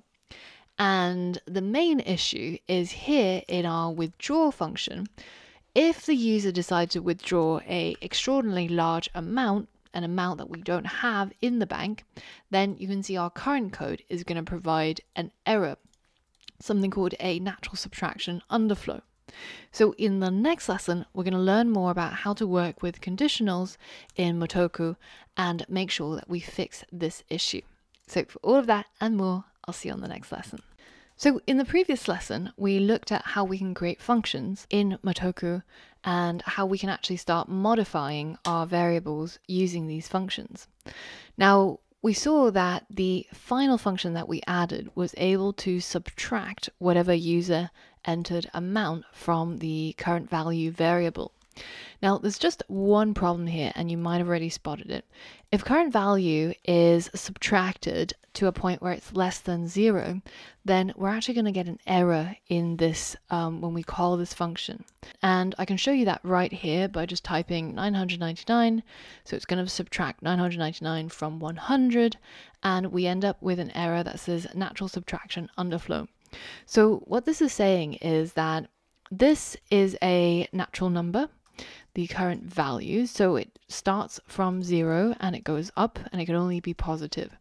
So if we subtract it to below 0, if this amount happens to be very large, then it's going to underflow. And this is not allowed with this current data type.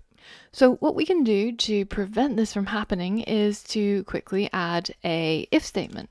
So I just wanted to show you that the conditionals and the control flow in Motoko looks pretty similar to what you already know in JavaScript.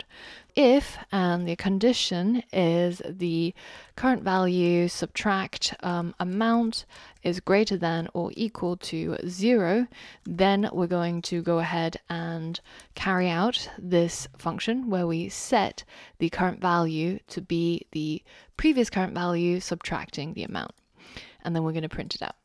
Now you'll see this yellow squiggly line as soon as you write this, and it gives you a warning, not an error, because it's yellow. It says the operator may trap for inferred type nat. So what this error is trying to say is that due to the operation, it's unsure what the final data type will be after this operation, in this case subtraction. And then it may not be able to be compared in this if statement, and it would lead to problems down the line. So to fix this, we basically just have to explicitly say what is the data type of the final value of the calculation. And we can either do that inline, or we can split it out into a separate line and define the data type. So we can create a new constant because we won't need it for very long, and we'll just call it the temp value, and we'll set that to equal the current value subtract the amount. Now inside this constant, we can assign it a type. So we can use the semicolon, and then we can give this temp value a data type of int, which is an integer, which means it can be any whole number, positive or negative. And then we replace this line with our temp value so that it will compare it against 0. So now we have no ambiguities in terms of what data type is what. The input amount is data type nat. The current value is data type nat. And this here is inferred, by the way. So if you wanted to make it clear, you can actually do that. You can just simply add this. But by default, as long as you're giving it a positive number, it'll automatically assign it a natural number data type. So let's just go ahead and finish off this statement. If it does happen to be less than 0, we want to add an else statement to catch that. Just pause the video and quickly add an else statement so that you instead debug print and tell at least the developer that there's a problem here, there's an issue. Give that a go. All right, this is going to be pretty easy for you by now. All we're going to do is we're just going to add a debug.print, and then inside here we're going to just simply type now in this case, because we're not actually printing anything other than text, we don't need the debug show. So we spoke about this in an earlier lesson. If you're not quite sure, be sure to review that. So now let's just finally make sure that it actually works. If we go ahead and withdraw, again, a large amount from our bank, you can see in this case, it does not fail. It actually goes through successfully. And when we go back, you can see that we get our debug being triggered. Amount too large, current value less than 0. Our current value is not changed, so this part of the if statement doesn't get triggered. So now if we actually try to withdraw a more reasonable value like $10, you can see it succeeds and it subtracts 10 from 100. So there you have it. So in this lesson, I just wanted to quickly demo that a lot of the language features in Motoko is the same as other languages that you've come across. There's only a couple of things that are a little bit different, like the type system and like how you work with the canisters, which I'm going to point out as we go along. So hopefully this wasn't too hard. And in the next lesson, I'm going to show you why it takes so long for some of these methods to call, and what is the difference between a update method and a query method when it comes to canisters and the ICP. For all of that and more, head over to the next lesson. Hi, and welcome to this 3-hour preview of our Web3 development module. It's just a small preview. You can get the full course and learn all of the prerequisites, including JavaScript and React development, by getting our best-selling Complete Web Development Bootcamp. Rated 5 stars by over 100,000 students, get the full course today by heading over to londonappery.com/web3. Now, one of the things that you might have noticed is every single time we call one of these functions, top up or withdraw, it seems to take an absolute age for actually to be implemented. All I want to do is subtract 10 from 100. Why did it take a good 3 seconds for this to happen? And the reason for this is because these methods, top up and withdraw, in ICP lingo is known as an update method. Because what it's doing is it's updating the state of some sort of variable within our canister. So in this case, it's updating what's held inside this current value. And that means we're going to have to write to the blockchain, which means it's a more computationally expensive operation. So that's why it takes a bit longer for it to actually happen. Now, very often when we're writing code, say we're building a game or something that requires sort of live update, we don't really have the time to wait for that. But in those cases, usually we're not trying to update any sort of state. We're just trying to get its value to read the value of a variable. So in these ICP canisters, they differentiate between what's called query and update methods. So query calls basically allow the user to query the current state or some piece of state within the canister without changing it. So as long as you're not trying to change a variable or update the state of something, then you can use these ultra fast query calls. And if you wanted to, however, actually update the state, then this is going to happen much slower, and then you actually use what's called an update call. So how do we create a query call? How do we make sure that we actually tap into this ultra fast read-only methods? Well, again, we have our public func, but in addition, we add another keyword, which is called query, and that goes before the func keyword. Then we get to name our function, which I'm just going to call check balance, because that's what we want to do. We want to be able to check what's currently held inside this variable, current value. And you'll notice that I'm getting an error here because I haven't actually capped off my previous function. So unlike JavaScript, in Motoko, there has to be a semicolon between all of the function declarations. So there's one here between these two, and I have to add this one here between these two for that error to go away. Now, if it happens to be the final one, then you don't have to add it, but I think just for consistency's sake, it's usually a good idea to add a semicolon at the end of each function. Now, inside check balance, what we want to do is we want it to return an output. So we want it to look inside our container and tell us what is the value of this variable. So over here, in order to specify that this function is going to have a return value, we just have to add a colon and then the data type of the output, which in this case is a natural number. So I'm going to write nat right here. In addition to returning a natural number, you can see that I have an error here because it says the shared query function must have syntactic return type of async and then some sort of type. So basically, whenever you have a function that has an output, the output has to come out asynchronously. What does that mean? A good analogy for synchronous and asynchronous when it comes to computer programs is you can imagine a synchronous program running like trains on a single track. So this first train has to move before the second train can actually go anywhere. This is synchronous. There's only a single track for the programs to execute. Each operation has to happen before the next one can go. Now, when it comes to asynchronous, it's almost like we have multiple tracks and the trains are kind of freed from each other. They can go whenever they need to at their own pace. Now, when it comes to actually seeing synchronous and asynchronous in real life, you can imagine the synchronous as your dial-up modem that's loading up each image on the website one by one, and nothing really can happen until everything's been loaded. So you as the user can't interact with the website, you can't click away, you can't click on a new link before everything is done. It's basically frozen until everything is loaded up. When it comes to asynchronous loading on the web, this is what we see every day on the modern web.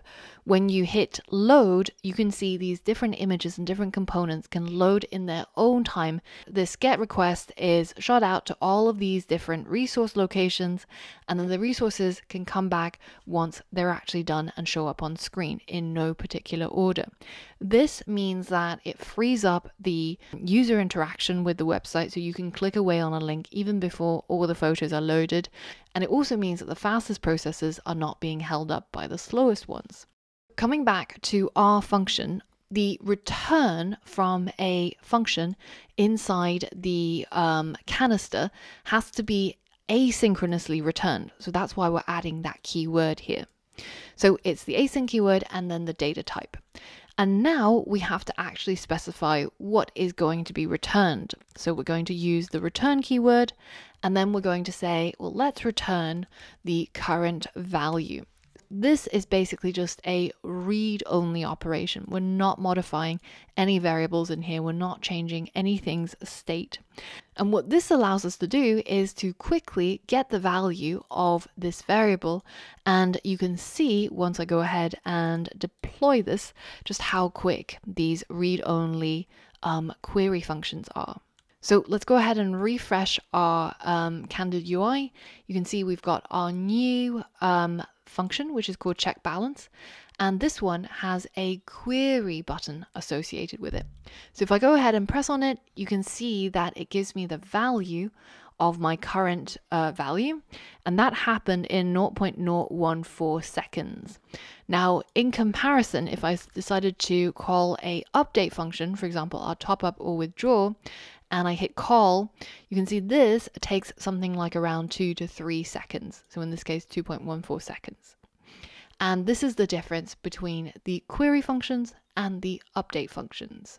And this is something really important to be aware of when you are writing applications for the internet computer, to really leverage this really quick ability to read the state of your application. If you want to read up more on it, I will link to this page in the documentation where it talks a bit more about the difference between query and update methods. But the main part you have to understand is that the update calls will go via the blockchain, so it will require consensus, which is why it takes a long time.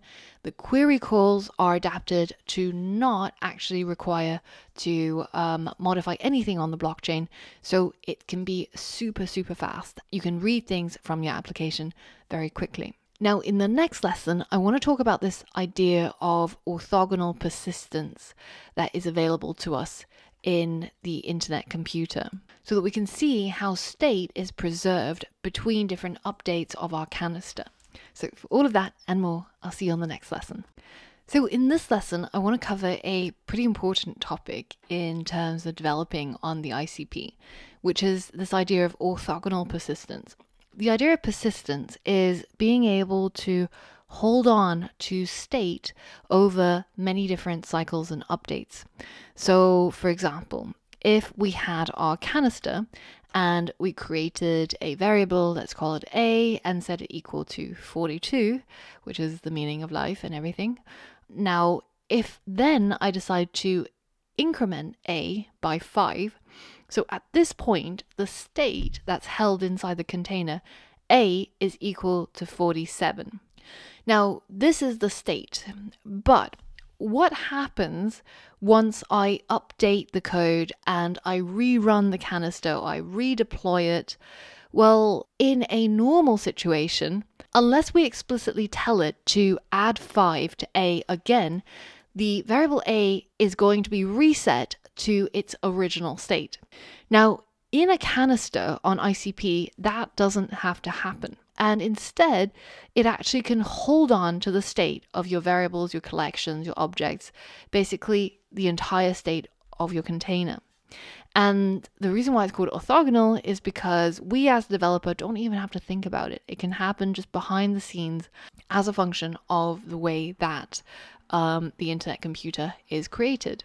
So I want to show you this in a normal situation. So here I've got a code sandbox up and I'm just writing some JavaScript code. So again, we're going to say var a equals, let's call it 15. And now if I decide to console log it,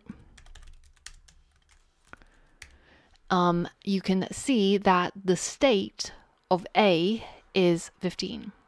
Our console log is basically a way for us to just expose the state to be able to be printed out so that we can actually see it, because we are not the computer, we're not inside the box.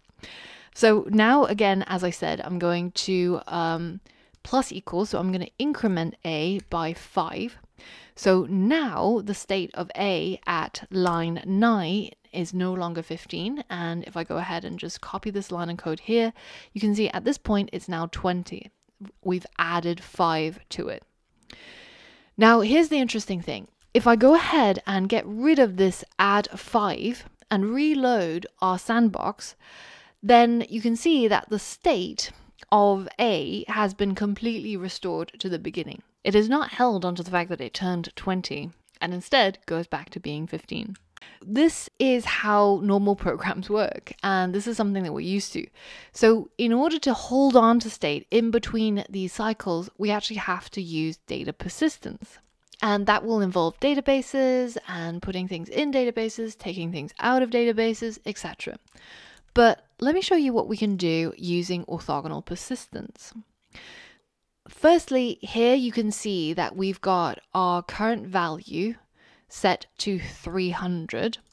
And I'm going to go ahead and comment out this line of code, because this line of code says current value should be set to a new value of 100, which we don't want. We actually just want to create a new variable that holds the number 300.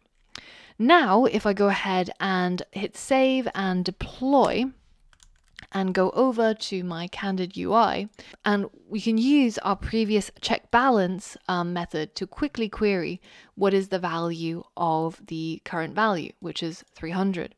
Okay, so nothing special there. Now, if we go back and I go ahead and top up the value, so let's go ahead and add 100 to that, hit call. And then once that's done, we hit query. You can see it's now increased by 100 to 400. So 300 to 400. Now at this point, if I go ahead and just change some minor thing in my code, let's say we added a new line, debug print, doesn't really matter what you do, as long as it's something that actually requires the container to update, and then we deploy our canister again. If we come back and we hit query again, you can see that it gets reset back to 300. So this is the normal behavior that we saw with other programming languages as well. But we can actually add in persistence to our code with just a single keyword. We can add the word stable in front of the var, and this turns this variable into a persisted variable. So it's a stable variable now. Previously, without the stable keyword, this was what they call a flexible variable. So because in normal programming, it's not very usual for state to be persisted across update cycles, etc., the default is still a normal variable that you would get on any other programming language. But adding in the stable keyword now upgrades our variable to a orthogonally persisted variable. So let's hit save. Let's go ahead and hit deploy again. Let's go back to our Candid UI and let's see what happens this time. So query starts out at 300. Now let's go ahead and top it up by 100. So now it's up to 400, right? Remember that number. That's the state of this variable. Now let's again go ahead and change some line of code and then go ahead and force our container to deploy again, to update the container. So we hit save and we deploy again. So this is basically the same as hitting refresh on our code sandbox or simply getting the process to stop and restart. So now that we've deployed our canister, if I go ahead and hit query, see what happens. It's held on to the state of that variable. It still knows that it should be 400, which means that this state can now be used across all update cycles. I don't have to worry about databases. I don't have to think about how am I going to get this number in or how am I going to get it out. I just have to keep programming. And with my stable variable, it will be persisted across any sort of update, any sort of downtime. If the electricity goes out, it's going to restore it to the previous state. Now, if you're wondering why I've commented out this line of code, well, this is because this operator is a replace operator. So whenever this code runs here, it doesn't matter what is the state of current value. It will actually go ahead and update it to whatever is on the right hand side of the equal sign. So our stable variable, when we declare it, we can declare it with an initial state, but the next time the code runs and it hits this, it's not going to do what other programming languages do, which is to reset it to the initial value. But if it does encounter this operator, it will set it to whatever this value is. So that means we have to comment it out in order to see the stable variable in action. And this is a really, really magical way of programming applications, which we're going to see more and more in the coming lessons. But this was just a little taster, and I really want you to try it out for yourself, mess around with it, and see if you can get it to work for yourself and really wrap your head around it by tweaking it, changing it, and seeing it for yourself with your own eyes. All right, so we've learned quite a few things about the Motoko programming language in the process of building this project to simulate the compound protocol. But we haven't yet implemented the most important part, which is the actual compounding of what people are putting in to the crypto pool. So what exactly is compound interest? This is something that we kind of have to understand if we're going to write code about it. Now, if you're already financially savvy, you probably know all about this, so feel free to skip ahead. But for those of you guys who don't know, apparently Einstein said that compound interest is the most powerful force in the universe. I think with all these quotes, we got to take it with a grain of salt, whether he actually said it, but it is indeed a really, really powerful way of getting your money to earn money for you. So this is one of the fundamentals of investment 101, if you will. But what exactly is it and how does it work? Well, the idea is you start out with some money, you invest it, say you put it into a bank and you earn some interest on it. Now you add the money that you've earned from the interest to the initial money, and then you continue earning more interest on the increased amount of money. So the idea is that you end up with more and more money to invest, and hence you end up with more in return. So let's say that you started out with $1,000 and you earned $50 of interest on it. So you add the $50 to your $1,000, so you have $1,050 to now earn interest on, which means you get more money in the interest, and this interest compounds on each other, hence compound interest. Now, in order to work out the compound interest, we have to use this formula, which looks a little bit daunting, I must admit, but it's actually pretty simple. So let's break it down. So you start out with an amount of money, which is called the principal. This is your starting money. Let's say you had $100 to invest. Then you multiply it by what's inside the bracket. And the bracket is 1 plus the interest rate in decimal. So if it was 10%, then that would be represented as 0.1 as a decimal. If it was 5%, then it would be 0.05. And then you divide that decimal by the number of times the interest is compounded per unit of time. So for example, if it's the interest rate per annum, so every year you get an interest rate, which is usually how banks work, then you would divide it just by 1. And then you would use the exponent, so it's this 1 plus your interest rate to the power of the amount of time that you've earned your interest over.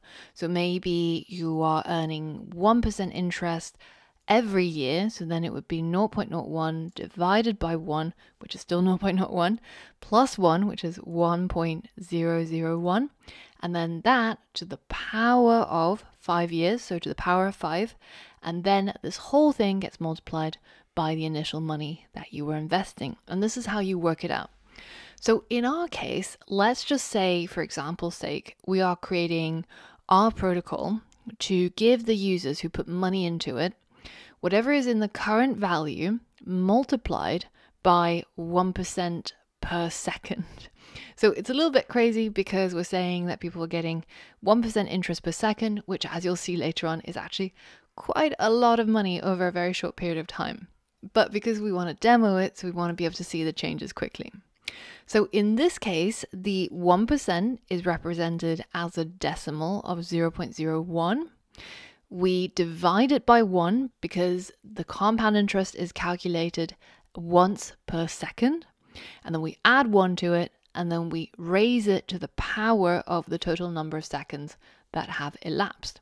So this is our formula that we're going with, and we're going to transplant it into our code right now. Now, the first thing we're missing here is a way of keeping track of time. Well, we want to have some sort of way where we specify a start time. So the way that we track time using Motoko is done through the time module, which is in the base library as well. And we can use this now function, just like what we did in JavaScript, to get the current time, and it gives us back a number in nanoseconds since this reference date, which is 1970, 1st of January. So I want you to first try and see if you can implement that just through using the documentation and what you know about importing modules, and see if you can get it to work. So pause the video, try and get hold of the current time in nanoseconds since 1970, 1st of January, and print it out into the terminal. So pause the video and give that a go. All right, so first we know that we have to import this time module, and it's from the Motoko base library as well. So we're going to write base /time.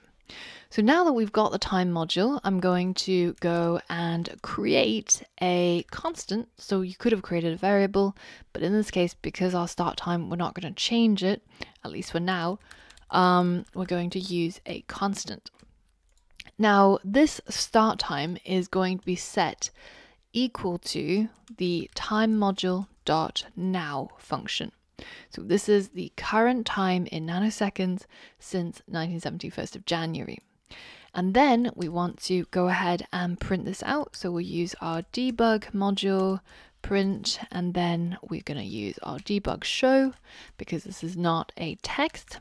And we're going to put start time in there.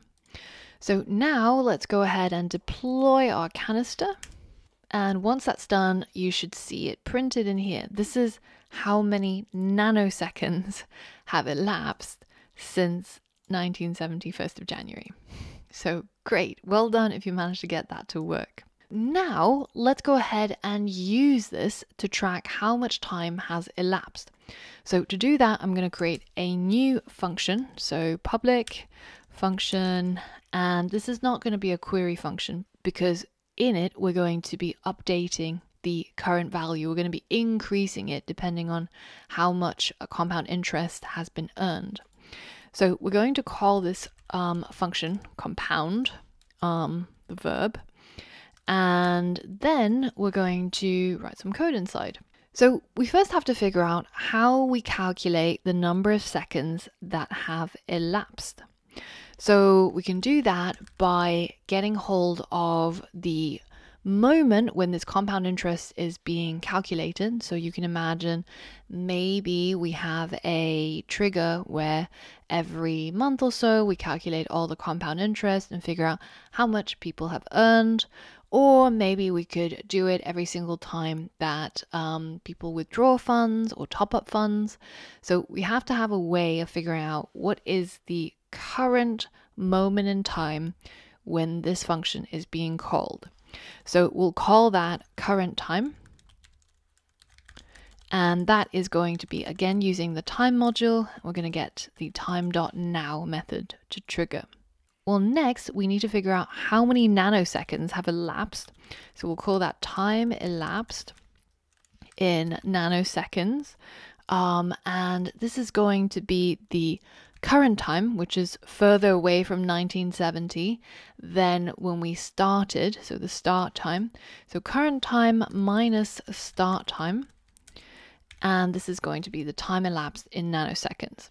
Now, if we want to change this to time elapsed in seconds, well, then we're going to have to convert this, right? So how do we convert nanoseconds to seconds? Well, we can simply divide it by 1 billion. So that's a 1 followed by 9 zeros. That's how many nanoseconds is in 1 second. And now that we've through this very convoluted way of getting our time elapsed, but it's okay because I think it's better that the code is more readable for you. You can always simplify it down later on. Now that we've got all parts of our equation ready, we've got the amount of time that's elapsed, we've got the interest rate worked out, and we know what the principal is, which is the current value, we're ready to implement this function into our code. So what we're going to say is we're going to say, let's replace the value that's held inside the current value, which remember is done through the colon equal sign. And we're going to replace it with whatever it is we calculate from this function, which is current value times 1.01, and then raising that to the power of the number of seconds that has elapsed. So we're going to say it's current value multiplied by 1.01, which is 1% interest. And then in order to use the exponent, or raising something to the power, in Motoko, it's 2 asterisks. And then we're going to raise it to the power of the amount of time that's elapsed in seconds. Now, in programming, the exponent is usually calculated before we do any multiplication or division, following the BODMAS rule. However, if you just want to be sure, you can wrap it in some parentheses to make sure that this part happens first. Now, once we've written all of this, we will have an error. And the error tells us that the float, which is a floating point number 1.01, does not have the expected type of nat. And the problem here is we're trying to raise a value by an exponent, but we've actually got a type mismatch because time elapsed is going to be a whole number. It's going to not have any decimal places. And then we're trying to make it work with something that has decimal places, and it's not happy with that. So we have to make sure that all the types in our calculations match. So we can turn this into a float. And we can do that with a function from the float module. So this is also from the base library, and it's just called float. Now we can use this function in that class, which is called fromInt. And we can convert our time elapsed into a floating point number, which means that this calculation will now have both sides with the same data type. So we've solved that one issue, but it's still not happy. And the reason is because this current value has a data type of nat. It's a natural number, as we declared up here. But we want to multiply it by a floating point number, which is going to come out of this equation. So I asked the Dfinity team, and currently using Motoko, it's not easy to convert a nat to a float. At least the code is not very clean. But given that we're working with money, it doesn't really make that much sense to keep current value as a natural number instead of a floating point number, which allows us to hold numbers with decimal places, like cents and pennies. Doesn't really make sense. So actually, it should be a floating point number. And once we've converted this to a float and this to a float, then we've got 3 floats being used in this equation, and all the errors here go away. And as a plus side, we've got a better data type to represent money in our program. But there are several other places where we have different data types being intermingled. This amount is data type nat, which we'll have to change to float, so we can top up with money that has decimal places. And again here we have to change that nat to a float. And finally this temp value we're going to have to change to a float as well. And finally we're going to change the output here because it's outputting current value, which is a float. We're going to change that data type too. So once we've done all of that, we are pretty much done with our code, and we're now updating our current value to whatever is before multiplied by the interest rate.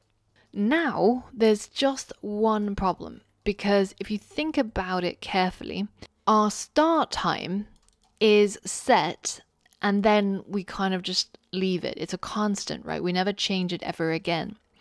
So that means every time we're calculating the interest rate, we're working out the amount of time that's elapsed from the beginning of the program running to the current time. So that means if we've compounded our money and then we wait another 5 seconds and we compound again, it's actually not taking into account the previous compound. So what we have to do is we have to reset this start time to whatever value is the current time. So that means every time that we compound, we're going to reset the start time so that the next time we compound, it's calculated since the previous time that we've added the money. Otherwise, we're going to give people a lot more than what compound interest should give them. But we have a slight problem because the start time is declared with a let, so it's a constant. So we have to change it into a var. And because we want this start time to hold its state, we're also going to change it into a stable var. So now let's hit save, let's deploy our code, and let's go back to our front end, and let's go ahead and check our balance. So currently, in my program at least, we're on something like 319. And don't worry if you see that your number has reset to 300. It might be because you've changed it from the previous data type, which was a natural number, to a floating point number. And when we do that, it often forces the stable variable to actually be recreated. So now I'm going to reset my current value back to 300 and also reset the start time to right now. Now let's hit save, deploy our code so that the current value gets replaced with 300 and the start time gets reset to right now. And then we can comment out those 2 lines so that it doesn't interfere with future code. And then we're going to deploy this code and refresh our front end. So now if we check balance, you can see we're starting at $300. Then I'm going to call the compound function to see how much we add. So we've now earned $88 in those few seconds. And let's compound it again. And you can see that each time I do that, I'm earning more because my principal, or the money that I'm adding interest to, is growing each time. Now, I think an interest rate of 1% per second is a little bit crazy, but it does go to illustrate how fast compound interest can work and how we've actually managed to create a working prototype of a real-life decentralized finance application. Now, of course, there's a lot more that we could be doing, including building an actual front end, which we will do as we get further in this module. But I hope these few lessons have been helpful to gently introduce you to the Motoko language and some of the unique features of the internet computer. Head over to the next lesson where I've got a quick quiz for you to see if you've grasped some of the core central concepts that we've covered. Then afterwards, we're going to figure out how we can deploy to the actual live internet computer blockchain. So for all of that and more, see you in the next few lessons. Hi, and welcome to this 3-hour preview of our Web3 development module. It's just a small preview. You can get the full course and learn all the prerequisites, including JavaScript and React development, by getting our best-selling Complete Web Development Bootcamp. Rated 5 stars by over 100,000 students. Get the full course today by heading over to londonappery.com/web3. All right, so now that we're more or less done writing Motoko code and we've completed the backend for this decentralized finance or DeFi application, well, it's time to actually think about what the user is going to see, so namely the front end of this application. Now, you notice that by default, every single new project that you create on the ICP, when you use the template, it will generate a set of assets, including a Dfinity logo and also an index.html and index.js. And you can tell pretty much from this HTML code that this is just the same as the Hello World example that we saw when we first set up for ICP development. And that means right now the front end for our DBANK actually looks somewhat like this. So this doesn't allow us to use any of the things that we've created in our backend. And so basically we have to get rid of the template and replace it with this. This is what we're going to create today. We're going to hook up this front end with our Motoko backend and get it to actually work and to update the balance, to top up, to withdraw, and to be able to use our Motoko code. So let's get started. The first thing I want you to do is to go ahead and simply just delete everything that's inside the index.html, the main.css, and also the index.js. We're going to delete all 3 parts of our front end, basically. And instead, we're going to replace it with some new code.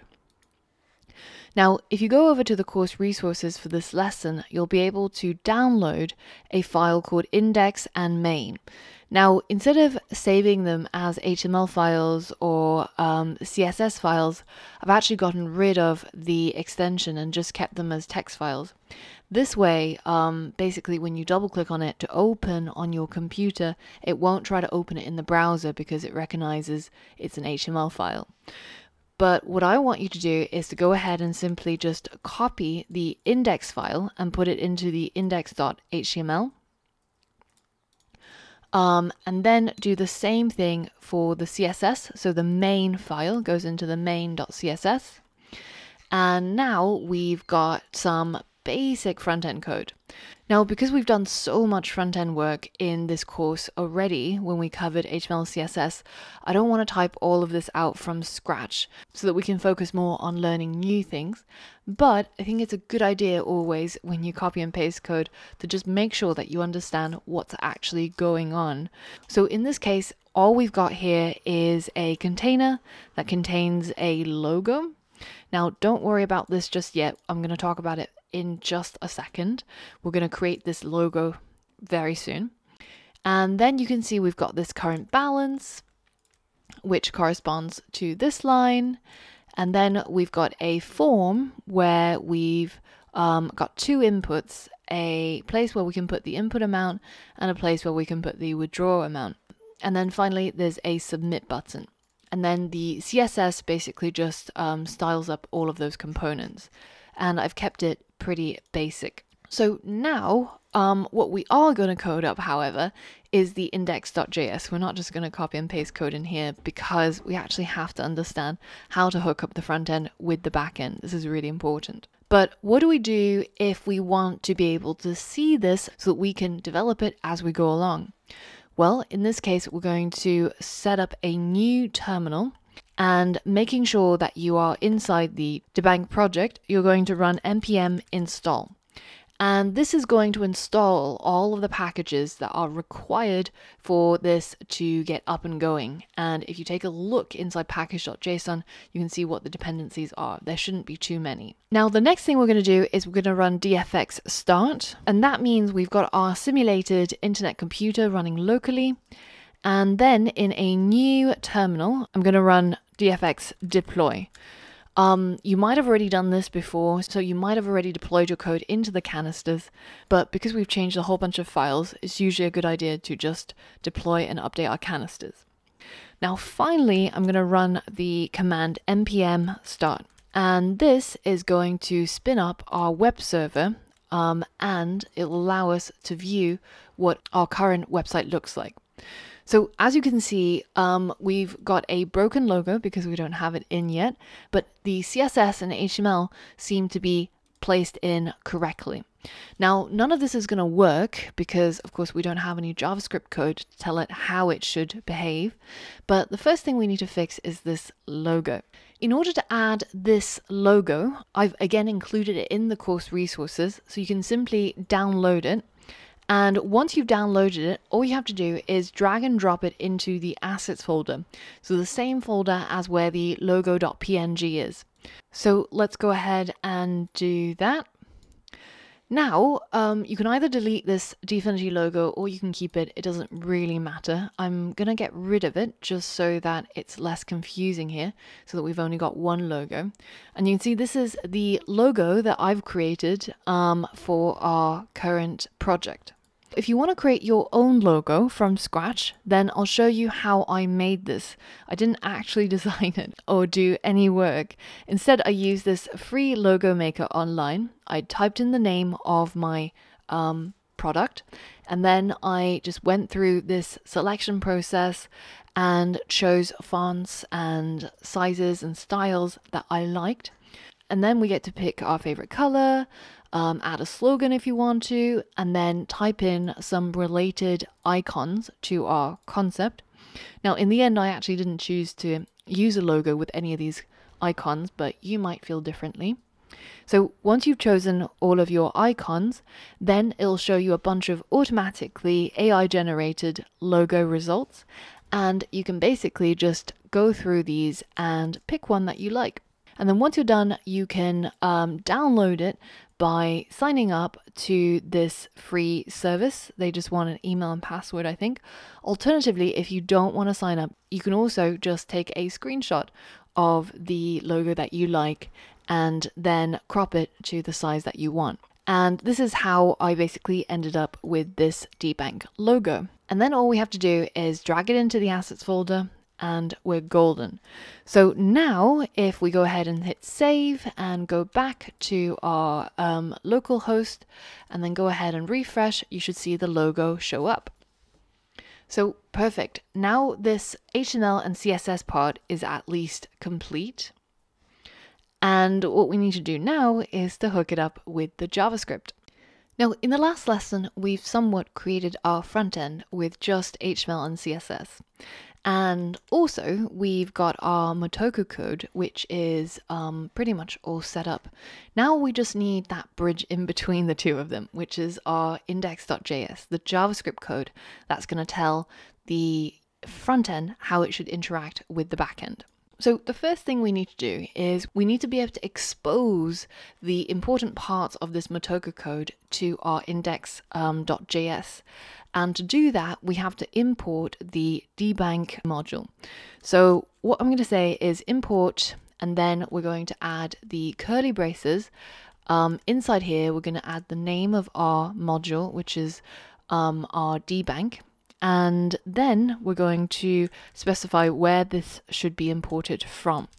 Now I'm going to use a relative path. If you're not sure about relative and absolute paths, head back a few modules. We talked about this in more detail.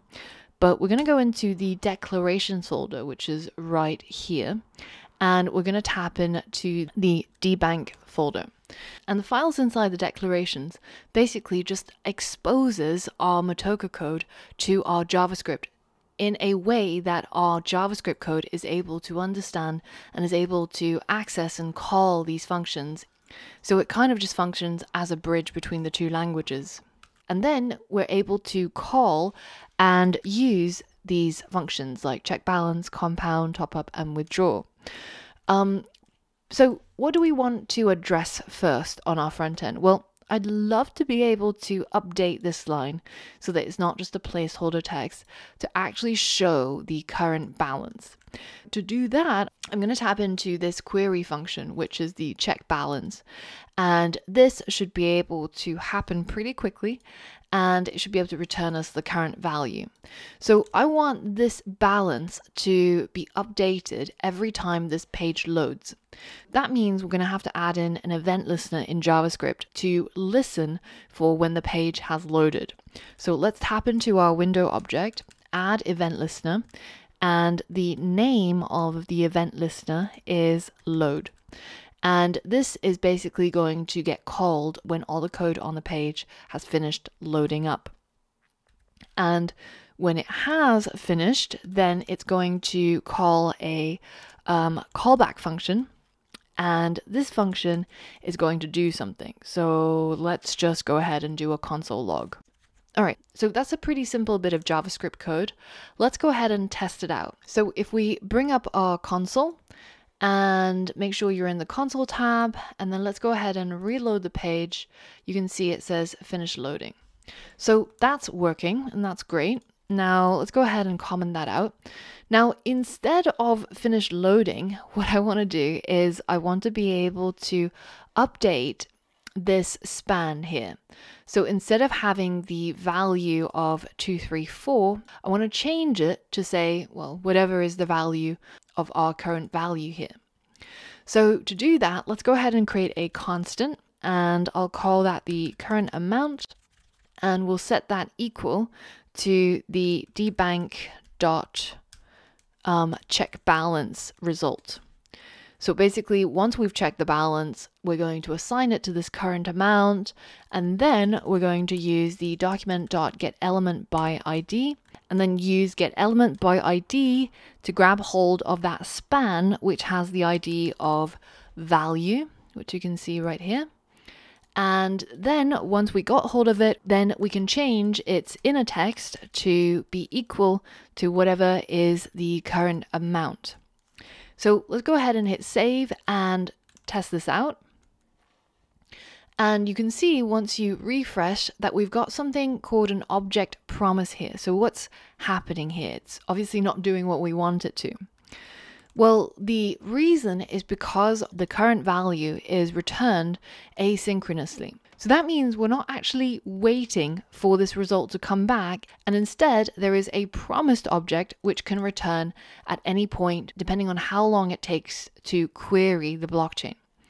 So what we have to do instead here is we have to turn this also into an asynchronous function so that we can adapt. And we have to make this method call have the await keyword in front so that we basically wait for the result to come back and then asynchronously update our element with the current amount once it does return. So let's hit save and let's refresh, and you can see our current balance now shows up. Now this is quite a few digits after the decimal place, and it kind of is a bit too much and it clutters up the screen. What we want is to reduce it or round it to have only 2 decimal place accuracy. If you can't remember how to do this using JavaScript, then it might be a good time to have a look at the documentation or have a quick Google search on Stack Overflow. But I'm going to set this as a small challenge for you. See if you can figure out how to modify the code here so that instead of having all of these decimal places afterwards, we only have 2 decimal place accuracy. Pause the video and give that challenge a go. With JavaScript, we have this very helpful function called math.round. And that means we can round our current amount. Now, if we want to round it to 2 decimal places, the easiest way is to simply multiply the current amount by 100, round it so that there's no decimal places, and then afterwards, once that's done, just simply divide it by 100 again. And now you can see it update, and we now have 2 decimal place accuracy. Perfect, exactly what we want. Now that we've gotten this part sorted, the next thing to do is to listen for when the user finalizes their transaction after typing in either an amount to top up or an amount to withdraw. And then trigger the corresponding top up or withdraw, a bit of a typo here, functions inside our main.mo. So let's go back to our index.js, and we need to add an event listener to this form here that we've got in our HTML. The form has a input at the very end, which has the type of submit. So we can actually listen for that event on this form. Let's go ahead and get hold of the form. So we can say document.query selector. And this allows us to select an item inside our DOM. And in this case, I'm just going to get hold of the form.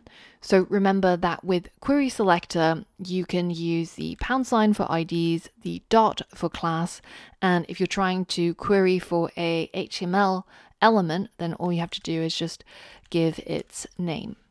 So it's the same as how CSS selection works.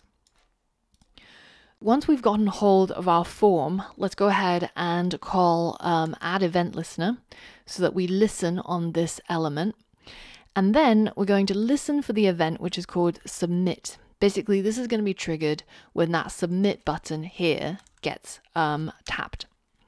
And once that happens, then we have to describe what should happen. So we're going to create another async function. And this function is going to let us know what event triggered it. And inside this callback, let's first start out with a console log so that we can just make sure that it's actually getting triggered when the submit button is pressed. So now let's hit save, and then we can go back and add an amount to top up or an amount to withdraw, and click on a button, and you can see it says submitted. Although sometimes it shows submitted very quickly and then it kind of just disappears. So that is because with forms, there's a default action, which is to actually clear the form and submit the values. Now, if we want to remove that default action, then we can actually get hold of this event. So the event of submit, and then we can call prevent default on that. So if we hit save again, and let's go ahead and do that, you can see now it doesn't actually clear any of our fields, and we always see this submitted down here, and it doesn't reload the page and get rid of it. Let's comment this console log out. The next step is to actually get hold of what the user typed in here or in here. Let's create a new const, and I'll call that input amount, and I'll set it equal to whatever is inside that field, which is going to be document.getElementById, and the ID of it is input amount. And then let's get hold of its value. Now let's do the same thing to the withdraw amount, but for simplicity's sake, I'm just going to call it the output amount because I seem to keep making typos on the withdraw. So again, get element by ID, and I'm going to go ahead and copy this ID over so I don't make any typos in it. And then let's get hold of its value as well. So now that we've got what the user typed in to the input amount or the output amount, the next step is to actually use this to top up or withdraw from our funds in the main.mo. So we basically want to trigger this function first, right? Now let's try it out. Let's simply do what we did before, which is to use the await keyword, and then we tap into the DBANK and we call this top up function. This top-up function expects an input, and the amount is going to be the input amount, whatever the user typed in here. Now, if we go ahead and hit save and try to run this code, you'll see that we get an error. And the error says invalid float64 argument, and then it points to this number 10 that we added in here. So what's happening? Well, do you remember I said when we imported our DBANK DID from the declarations, it basically tells our JavaScript file which functions are available in our main.mo and how to call it. Now, in this case, the top-up function expects an input that has a data type of a 64-bit floating point number, because that's what we've got right here. But at the moment, the values that come out of an input with type number is by default a integer. So we have to convert this into a floating point number. And you can see that actually for these inputs, I've already added the step amount, which means that you can actually enter a value with up to 2 decimal places of accuracy. Now you can add more numbers afterwards in the input, but once it actually comes through, the value will just be accurate to 2 decimal places. So this input actually allows for floating point numbers to be entered. But in order to convert it into an actual floating point number, we have to use the method parseFloat. And it will parse this value into a floating point number. And while we're at it, let's go ahead and do the same for the output value as well. So now if we hit save and we try this out again, you can see that we no longer get any errors. Click finalize transaction. Looks like nothing's happening, but all errors have gone away and it's actually behind the scenes done what we want. So in order to view what we've got, well, we actually have to do what is in these lines of code, right? We have to check balance and update that span again. So for now, I'm just going to copy and paste those 2 lines right here, hit save, go back to my website, and let's try it out. Let's top it up by $10. So at the moment we're on 1446, click finalize transaction, and that jumps to 1456. So perfect, it's actually working. Now, one of the problems you might notice with our current code is when we type an amount to top up and we click on this button, it looks like as if nothing is happening, but then it actually does work behind the scenes. So remember what we said about these update functions in the ICP taking a little bit of time. So it can take anywhere between 2 to 3 seconds. And we don't want the user to look at this front end and think that nothing's happening, because they'll try and click this button lots of times, which is going to really mess up our backend. So let's give them some clues. So one of the things that we can do is as soon as they click the button submit, we can actually disable that button. So we can tap into our button. So let's create a new constant for it, and we'll get hold of the event dot target, and we'll add the query selector. So basically this is going to get hold of the form that we've got that we're listening to when it clicks submit, and then we're going to query for the selector, which is our submit button. And our submit button handily has an ID called submit button. So let's go ahead and add that selector in there with the # to select it. And this is going to be our button. So then as soon as basically the user types in the input, we can tap into our button and basically say set attribute. And we can set the disabled attribute, which you have, to true. And then once we've done the top up and we've gotten hold of the actual new balance, then we can go ahead and tap into that button again. And instead of using set attribute, we can use the remove attribute function. And we're going to again tap into the disabled attribute, and we're basically just going to remove it. Because if you try to set the attribute to false, it's actually not going to work. And this is because an element becomes disabled if the disabled attribute is set. So it doesn't actually matter what its value is. It could be true or it could be false. It does the same thing. The element basically just gets disabled. So we have to remove it completely instead. Let's hit save on our code. Let's try it again, refresh, add our $10, click finalize transaction, and you can see I've added some separate CSS to basically tell the user when it is that you can't interact with it. And as soon as this updates and we're back to being able to top up or withdraw, the button comes back online. Now, one last thing that would be nice is to actually remove this value once it's actually done, right?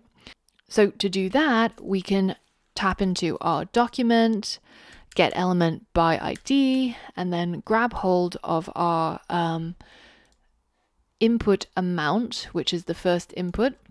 And then we can set the value to basically just an empty string. So now if we try this again, when I click top up, my button gets disabled, and then once it's back online, the input gets cleared as well. So we're ready for the next step. So I think in terms of user experience wise, this is a lot better than what we had before. So now that we've done the top up part, the natural thing that comes next is of course the withdraw. Now, there's just one problem that we have to tackle before we do that. How does the code know that we're trying to top up or we're trying to withdraw? Because right now the code is going to be carried out every single time the submit button gets pressed on the form. So if we leave this empty and we don't type anything in there and we click finalize transaction, you can see that it not only messes with our current balance, but in our debug we can see that it's printing NaN, which comes from this debug print showing us the current value. So what's actually going on here? If we don't actually add any value to an input, it still has a value. It's not a number value. And if we pass that around to our backend, then it's going to mess everything up. So we need to basically add some sort of condition, right? We need to make sure that we only top up when the user has typed something in here, and we only withdraw when the user has typed something in here. So we can check that by using an if statement. We can say if the document dot get element by ID, and we type in the ID of that input amount. So remember, it's the input and it has an ID of input amount. Put that in here, and then we get hold of its value, and then we check the length of that value, because if it's an NaN, the length will be equal to 0. But if it so happens that in this case it's not equal to 0, then that means the user has basically typed something in that field. So then we can safely call our top up function. So now if we hit save and we leave this empty and we click finalize transaction, then we're not going to have any problems. Now, in the process of showing you the problems around input validation, I've actually screwed up the data stored on my canister. So what I'm going to do is reset the data on my backend to how we had it in the beginning. Current value should equal 300. So let's go ahead and uncomment these two lines of code, reset everything to the beginning, and then let's go ahead and add a debug print statement down here just to make sure that the current value is in fact being reset, because with the orthogonal persistence, sometimes if there isn't enough of a change in your code and you hit deploy, then it doesn't actually update these stable variables. So I'm going to save this file, and then I'm going to end all of these processes with a Control-C. So this is the NPM, this is the simulated ICP. So now that both of them are ended, let's spin everything up again. So DFX start over here, and then over here we'll do the DFX deploy to make sure that this new code gets updated, and we reset the current value to 300. And then once all of that done, we can again use our npm start to spin up our server. And now if we come back, you can see our current balance is being set back to $300. And now if we try the same thing again, so leaving nothing inside the amount to top up box, click on finalize transaction, you can see that instead of getting NAN, it actually just doesn't trigger that line, which breaks our code, which is the top up by some sort of non-value, because the length is basically equal to 0. So now that we've figured out how to do this part and making sure that it actually works, then it's time for you to create the other part, which is the withdraw component. So see if you can get the output amount that's typed in to here to be subtracted from the current balance using the function that we've got in here, which is called withdraw. Now, it's really easy to make typos with this word, and I've done it so many times. So just be careful with it. And whenever you need an ID or a function name, it's actually easier to just copy and paste it. That way you don't make a lot of typos like I do and you don't have weird errors that you have to debug. So pause the video and make the withdraw component work. All right, so again, we're going to need an if statement. Because these are two completely separate conditions, I'm just going to split out another if statement, rather use an else if, because the logic seems a bit clearer to me. But it doesn't matter if you use an else if, as long as you didn't use an else, because that's only going to check that the input amount is in fact equal to 0. So in this case, we're going to tap into the document.getElementById, and then the ID in this case is equal to withdraw amount. So I'm just going to copy and paste that in here, get hold of its value dot length, and check that is not equal to 0. So make sure that they typed something in there. And then we're again going to use the await keyword to call our withdraw function. And we're going to add the output amount as the input to this function. Now, once that's done, our code is already going to get hold of the new balance and update that span. So the final thing we have to do is just to clear that input. So document get element by ID, and then again put the withdrawal amount input, set its value back to an empty string. So now let's test it out. We can top up by $10 and we can withdraw by $10. And it's all working as expected. Now the final thing I want to add is to compound my value by the interest. So we'll just tap into that compound function down here after either this if statement carries out or this one.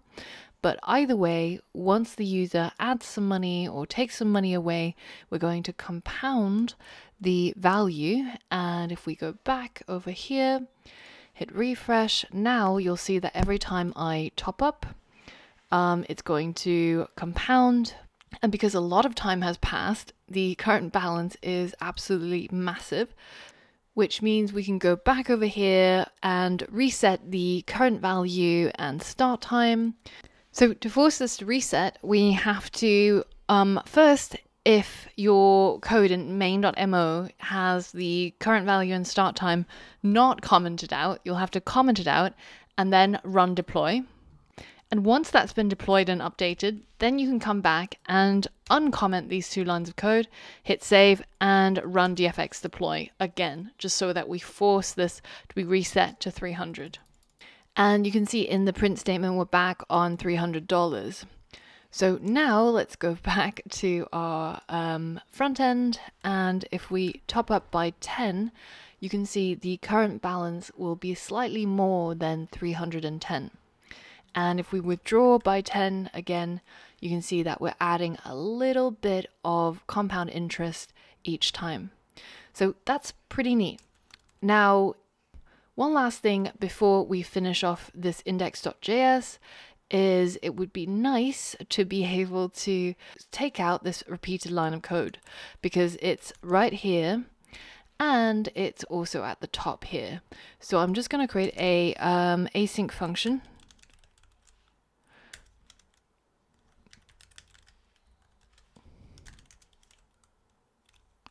and we'll just call it update. So now we can simply just call update right here. And also up here, we can delete these lines of code and instead just call update as well. Cool. And just to check and make sure that it still works, you can see the amount being added and also a whole bunch more from the interest. So our current balance is growing really quickly. Now, in reality, of course, it would be pretty crazy to have a 1% interest every second. But because we're working with this over a short period of time, I wanted you to be able to see it easily. So there you have it. We finished hooking up our ICP backend with our JavaScript frontend, and we've managed to get everything that we've implemented in Motoko to be accessible to the user through the frontend with HTML, CSS, and JavaScript. Now, there were quite a few points in this lesson where potential errors could have occurred. So if you head over to the next lesson, I've pointed out some of these potential issues. But if everything went fine, then feel free to skip the next lesson, and I will see you back here where we learn how to deploy this onto the live internet computer blockchain. Hi, and welcome to this 3-hour preview of our Web3 development module. It's just a small preview. You can get the full course and learn all of the prerequisites, including JavaScript and React development, by getting our best-selling Complete Web Development Bootcamp. Rated 5 stars by over 100,000 students, get the full course today by heading over to londonappery.com/web3.